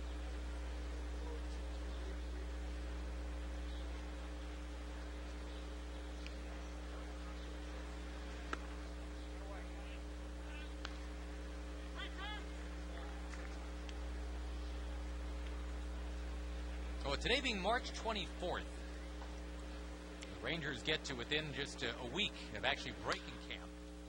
Grounder smothered at first base. That's a great play. Wow. Mathis is over there in time. Max Ramirez, who's trying to prove that he can do more than just catch. He can play some first base. Yeah, I guess he can play a little first base. Wow. That's the all-out dive right there to make this play. And then, from his back, making a nice, accurate throw while Doug's on the run to cover first. Nice play. Chris Davis couldn't have done it any better than that. Bobby Scales will hit. Yeah, Max Ramirez, you're right. The most impressive part was he's just kind of reclining on his right thigh. Makes that strong throw. Ouch. Wow. That, ladies and gentlemen, is getting sawed off right there. And he hit about a 14 hopper over there to first base. He got sawed off so bad he couldn't even finish his swing. 12-1 Chicago. I know what good it is. Church's is for people who crave big taste. From our freshly baked honey butter biscuits to our crunchy and juicy chicken, hand prepared all day long. Go big and get 10 pieces for only $7.99. Church's. Adrenaline. You can look for it in some overpriced latte extra foam thing, or get to your Jeep dealer during the Adrenaline Rush sales event and start your adventure in a new Wrangler, Grand Cherokee, Liberty, or Patriot. Now, during the Adrenaline Rush sales event, well-qualified lessees can get a Jeep Wrangler Sport for only $229 a month. I live, I ride, I am Jeep. Imagine a perfect day. The sun is shining. You wake up and suddenly you can speak Portuguese. You finally mastered nunchucks. Bacon is good for you. Even on that perfect day, DirecTV will still charge you extra for HD. And they'll still expect you to put a big honkin' satellite dish somewhere. Now imagine life on a not perfect day. No nasty satellite dishes. DirecTV can't say that. Time Warner Cable can. Get digital cable with no extra PhD for just $25 per month for 12 months. Call now. It's seafood season again at Church's. So come on in and dive deep into a big wave of our delicious shrimp, cooked to golden perfection. Enjoy lots of shrimp with fries for only $2.99. Church's. Gracie Cornett, weeknights at 7 and 8 on TXA 21 News.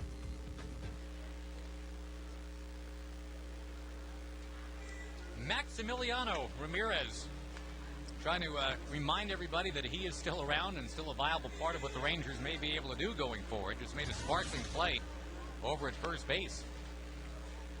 Bottom of the eighth, and the Rangers have a lot of work to do here, trailing 12-1. Jeff Stevens is going to come on and pitch. A guy that is just about to turn 27 years old, still trying to really break through. He was at Loyola Marymount University just a little while after C.J. Wilson got done at Loyola. And again, the big news regarding C.J. Wilson is it sure looks like he is in the rotation. And, you know, I think you'll agree with me, Tag. You got to give C.J. all kinds of credit. I mean, he kind of put himself out there and said, hey, I want this. And he went right to Nolan Ryan and said, what do you think? And, you know, Nolan and Ron Washington, John Daniels all said, all right, well, you know, we're open-minded. We'll give it a shot. And CJ absolutely got it done this spring. There's the first out of the inning. I think he's perfect for the rotation. He's got a number of pitches. I think he's got the mentality for it. And I give him credit. Just like you said, he wanted the opportunity, and boy, he's gone out and made the most out of it. He's had a good spring. He's worked at it. He's a cerebral pitcher. And I think once he gets into it, once he stretches out, I think you're going to have a fine starting pitcher. Jonathan Green out of Boone, North Carolina. One of the Ranger minor leaguers batting now. Well, I mean, really what it comes down to is putting your money where your mouth is. You know, I mean, it's one thing to just kind of flap your gums and be petulant, you know, and say, hey, I'd rather start. To back up what you want to do, it's impressive. CJ went out and did everything he needed to. And the other thing he said is, if I want to make the decision hard for Ron Washington and the staff, and if they decide that we're a better team with a different rotation and me in the bullpen, that's fine. I'll go back and do what I've been doing, getting people out every time they give me the chance. But just give me a shot, basically. So, yeah, he's not demanding anything. He's being a mature teammate about it. He just wanted the opportunity. Give the Rangers credit for giving him that opportunity, him for making the most of it. And I expect him to be very successful. But, you know, the biggest question is going from relief to whether you can get stretched out and throw your 6 innings, 7 innings with 100 pitches. And, you know, as time goes on, I think he will, but that's something he's going to have to prove. Well, it worked for Kenny Rogers years ago, right? Yeah. But, you know, Kenny had come up as a starter, and there wasn't a spot for him in the rotation. Bobby Valentine kept him as a young, hard-throwing relief pitcher. And then the hope always was that he would go to the bullpen, and eventually he got that chance, and he did it. Same with Darren Oliver. Came up as a reliever, went back into the rotation. CJ spent a long time in relief, and the thing that's kept him in relief is how good he's been at it. And the hope is now that the bullpen will set up with enough quality guys out there where they, of course, they're going to miss CJ, but not to the point where it won't be a worthwhile experiment to put him in the rotation. David Murphy to bat for Vlad Guerrero here.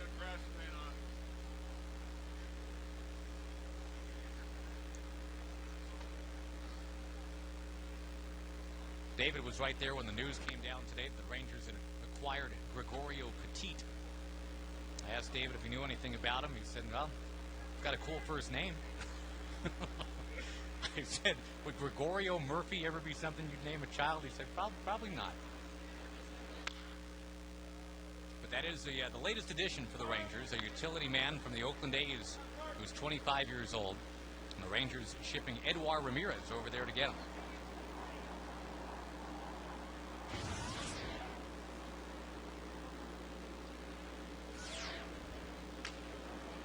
And again, the Rangers sending down today Hernani Rivera, Brandon Boggs, Michael Kirkman, Pedro Strop, and Jeff Geary, along with Tanner Shepard. No surprise, right, that Tanner Shepard, as well as he's pitched, would get sent away. He's not quite ready for his close-up yet. No, he needs to be down there throwing for sure, but you know, there has been spring trainings where someone like that throwing that way could end up making the team in the bullpen. Last year it happened with Derek Holland, so it wasn't out of the question, and he made a great impression, but he's where he should be.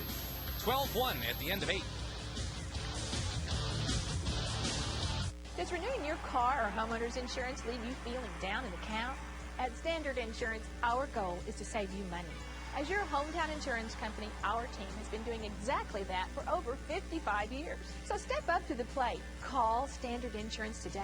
Find out just how easy a home run of savings can be, because you've got better things to do with your money and Friday nights. Call Standard Insurance. Start saving today. Call Standard. Hi, John Eagle here with great news from Sports City Toyota. The timing for your next new car or truck couldn't be better. Right, John. Timing is everything. Buy a new 2010 Corolla for only $13,995. Or buy a new 2010 Camry for only $16,995. Get 0% financing for 60 months on these and 8 other models in stock. We'll even deliver your new car right to your driveway anywhere in North Texas. So what are you waiting for? Surf the city and save. SportsCityToyota.com.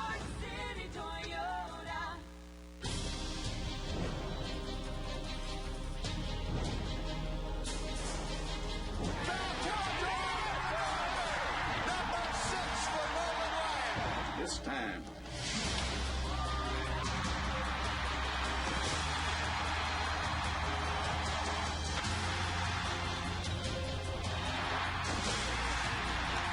Enjoy a fireworks show set to Texas music after the game Friday, April 9th against Seattle. It's time.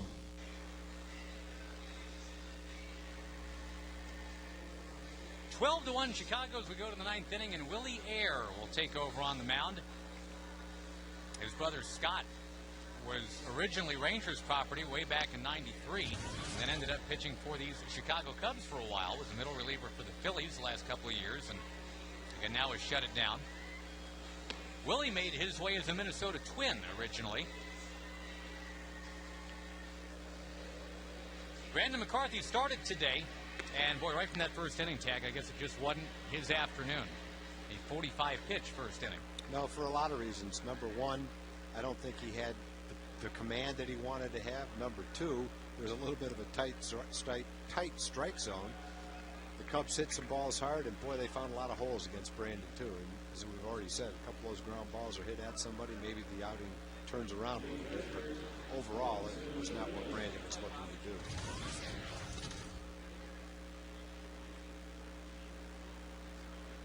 Robinson Chirinos.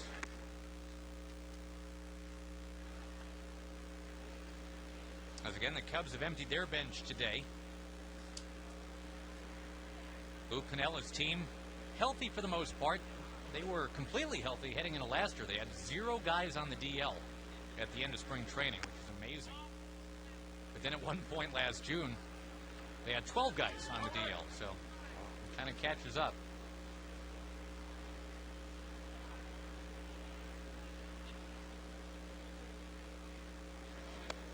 Good year to be one of their minor league free agents that they signed before the season, because most of them got to the big leagues. It looks like, with all those, a lot of the guys on your big league roster, your 40-man, really aren't candidates to get called up to the big leagues because they're younger, playing in the lower levels of the minor leagues, which is why teams sign minor league free agents, to have veteran guys at AAA in the event of an emergency. And even though you hope that you don't have injuries, when you do, it's nice to have those guys. And for the minor league free agents who are in AAA playing, although I guess they're not openly hoping for an injury, that's one of the ways they get to the big leagues. That ball fades away.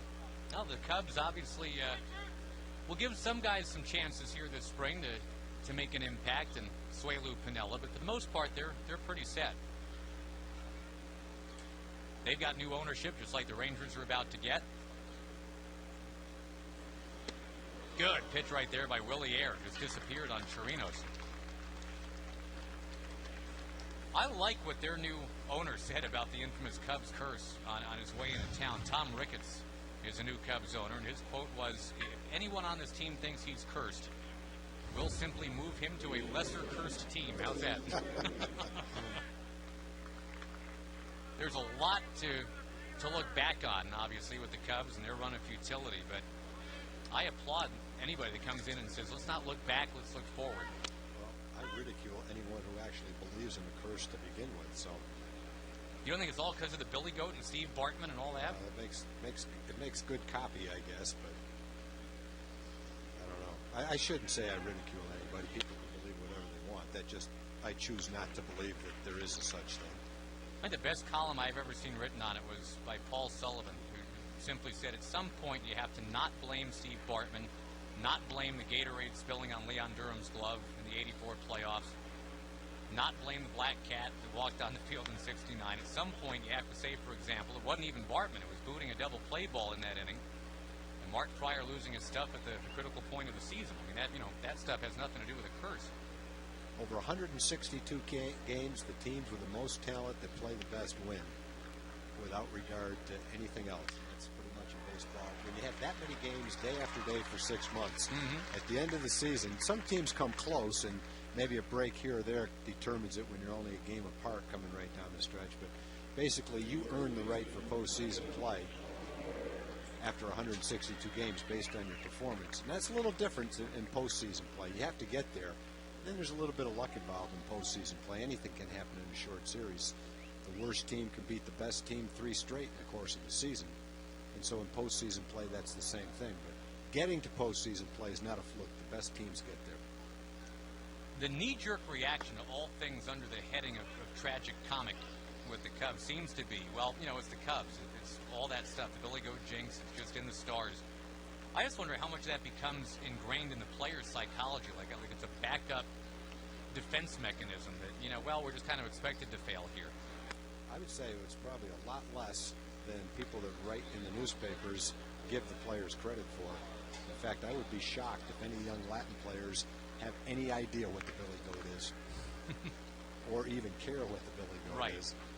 No, none of that has anything to do with right now. The better the Cub players, the better chance they have to succeed. It's as simple as that. Meantime, they have been Destiny's doormat. They get close every once in a while, and it just doesn't happen.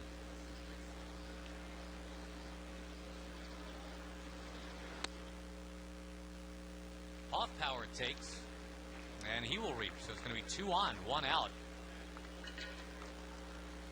Can't really say that any of these 4 pitchers today have stepped up and established himself quite yet. Doug threw the ball well. Doug gave up a few hits in the 7th, but there's a ground ball hit to third that should have ended the 7th. Otherwise, he would have had a scoreless 2 outings. Didn't walk a guy, struck out 3, and he had good stuff. He had a good fastball today. Not sure. I'm going to have to ask Doug what the pitch was that he was throwing 85 miles an hour. I'm wondering if that's not his cutter tag, which he's working on. Yeah, it might have been. It didn't look like a cutter. It looked more like a split finger pitch that was going straight down. But it could have been. If it was, it's pretty effective the way it went straight down like that. Usually a cutter breaks more like a slider, kind of 4 or 5 inches, in his case, from right to left. It looked like a pitch that was going straight down. Anyway, even though he gave up a couple of runs. This is a special report from TXA 21 News. Good afternoon, ladies and gentlemen. CBS 11 and TXA 21 meteorologist Mike Berger with an update on the severe thunderstorm warning. It is in effect for the folks in Parker County. You can see that area. It does include Weatherford, and it is in effect all the way to the Parker-Tarrant County line. Now, these thunderstorms have had a history of some strong gusty winds. They could be in excess of 40 to 50 miles per hour at times. So if you live in that Anna area, Annetta, out towards Springtown, Reno, Briar, those general areas, you can expect to see this cell come into your backyards in at least 20 minutes or less as these thunderstorms continue to move off to the east. Now, the whole line is moving to the east. The individual cells are moving in an east-northeasterly direction. There seems to be some splitting going on in this cell, and that could mean we could see a little more severe weather out of it. For that reason, the severe thunderstorm warning has been put in effect. That is until 6:30 this afternoon. That's about an hour and 40 minutes. So we'll continue to watch these thunderstorms as they move into the Dallas-Fort Worth area, and we'll bring you the latest developments just as soon as we receive them. We'll now get you back to the ball game.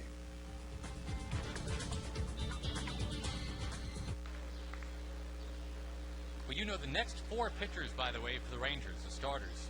We mentioned Holland tomorrow, then it'll be Rich Harden, who's going to be the opening day starter for the Rangers. Then C.J. Wilson Saturday. We'll see Scott Feldman on Sunday. We'll have a Sunday game broadcast for you, too, on Fox Sports Southwest. Good fastball, 93 miles an hour. The games we broadcast in this ballpark, I don't know that we've seen many pitches above 93 miles an hour. Most of them are 88 to 92, right around there. I saw it in the newspaper that people regard this gun as a little bit slow. I don't know if there's any merit to that or not. Maybe middle spring training, you don't see guys with their best fastballs. That tends to change when the season starts. So when you see a guy at this stage of spring training throwing 93, that's pretty good. The step on second by Hermani shuttles it across, and the Rangers turn 2. Willie Ayer turns in the best overall inning probably for the Rangers. And now to the bottom of the 9th, and just trying to perform some cosmetic surgery on this one, 12-1. Are you ready to learn from football's best? Then sign up for the Old Spice Jason Witten Football Camp. To register, visit CBS11TV.com. The Old Spice Jason Witten Football Camp, presented by Snickers and Raising Cane's. Partners include Dr. Pepper and Dick's Sporting Goods. When the guys reunite at Taco Bueno, it's all about catching up. Jeff's kids, Jason's latest career move, Brian's girlfriends. But now, it's lunch. And it's Bueno's new triple chelada platter, featuring the new steak ranchero chelada, made with tender, flame-grilled steak, plus all those fresh, made-from-scratch sides. And that'll turn any guy into the silent type. Ram Truck Month is going on now. Get up to $6,000 in total cash allowances on the Ram 1500, our most awarded truck ever. Or get a no extra charge Hemi V8. Plus 0% APR financing on top of all that horsepower. But hurry, this offer will be gone before you know it. It's our best truck month ever. Truck month is on. Get in and get up to $6,000 in total cash allowances or get a no extra charge Hemi. Plus 0% APR financing on Ram 1500. Spring training is winding down in Surprise, Arizona, but the Rangers are winding up against the Angels on TXA 21. Plus, a preview of the rest of the American League West. Play ball! Rangers, Angels, Thursday at 3. Must be 21. Texas Ranger Baseball brought to you by your Texas Ford dealers. Ford is the best in Texas. Also by AT&T. See what's new from AT&T. Go to AT&T.com. And by Sonic, America's Drive-In.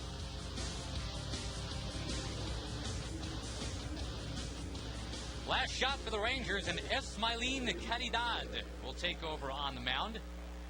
And he's a guy just like Alfonso Soriano, Tag, signed with Japan's Hiroshima team in the Dominican Republic, which I think is a really fascinating thing that happens. That's how Soriano kind of got discovered. Went to the Japanese team's academy in the Dominican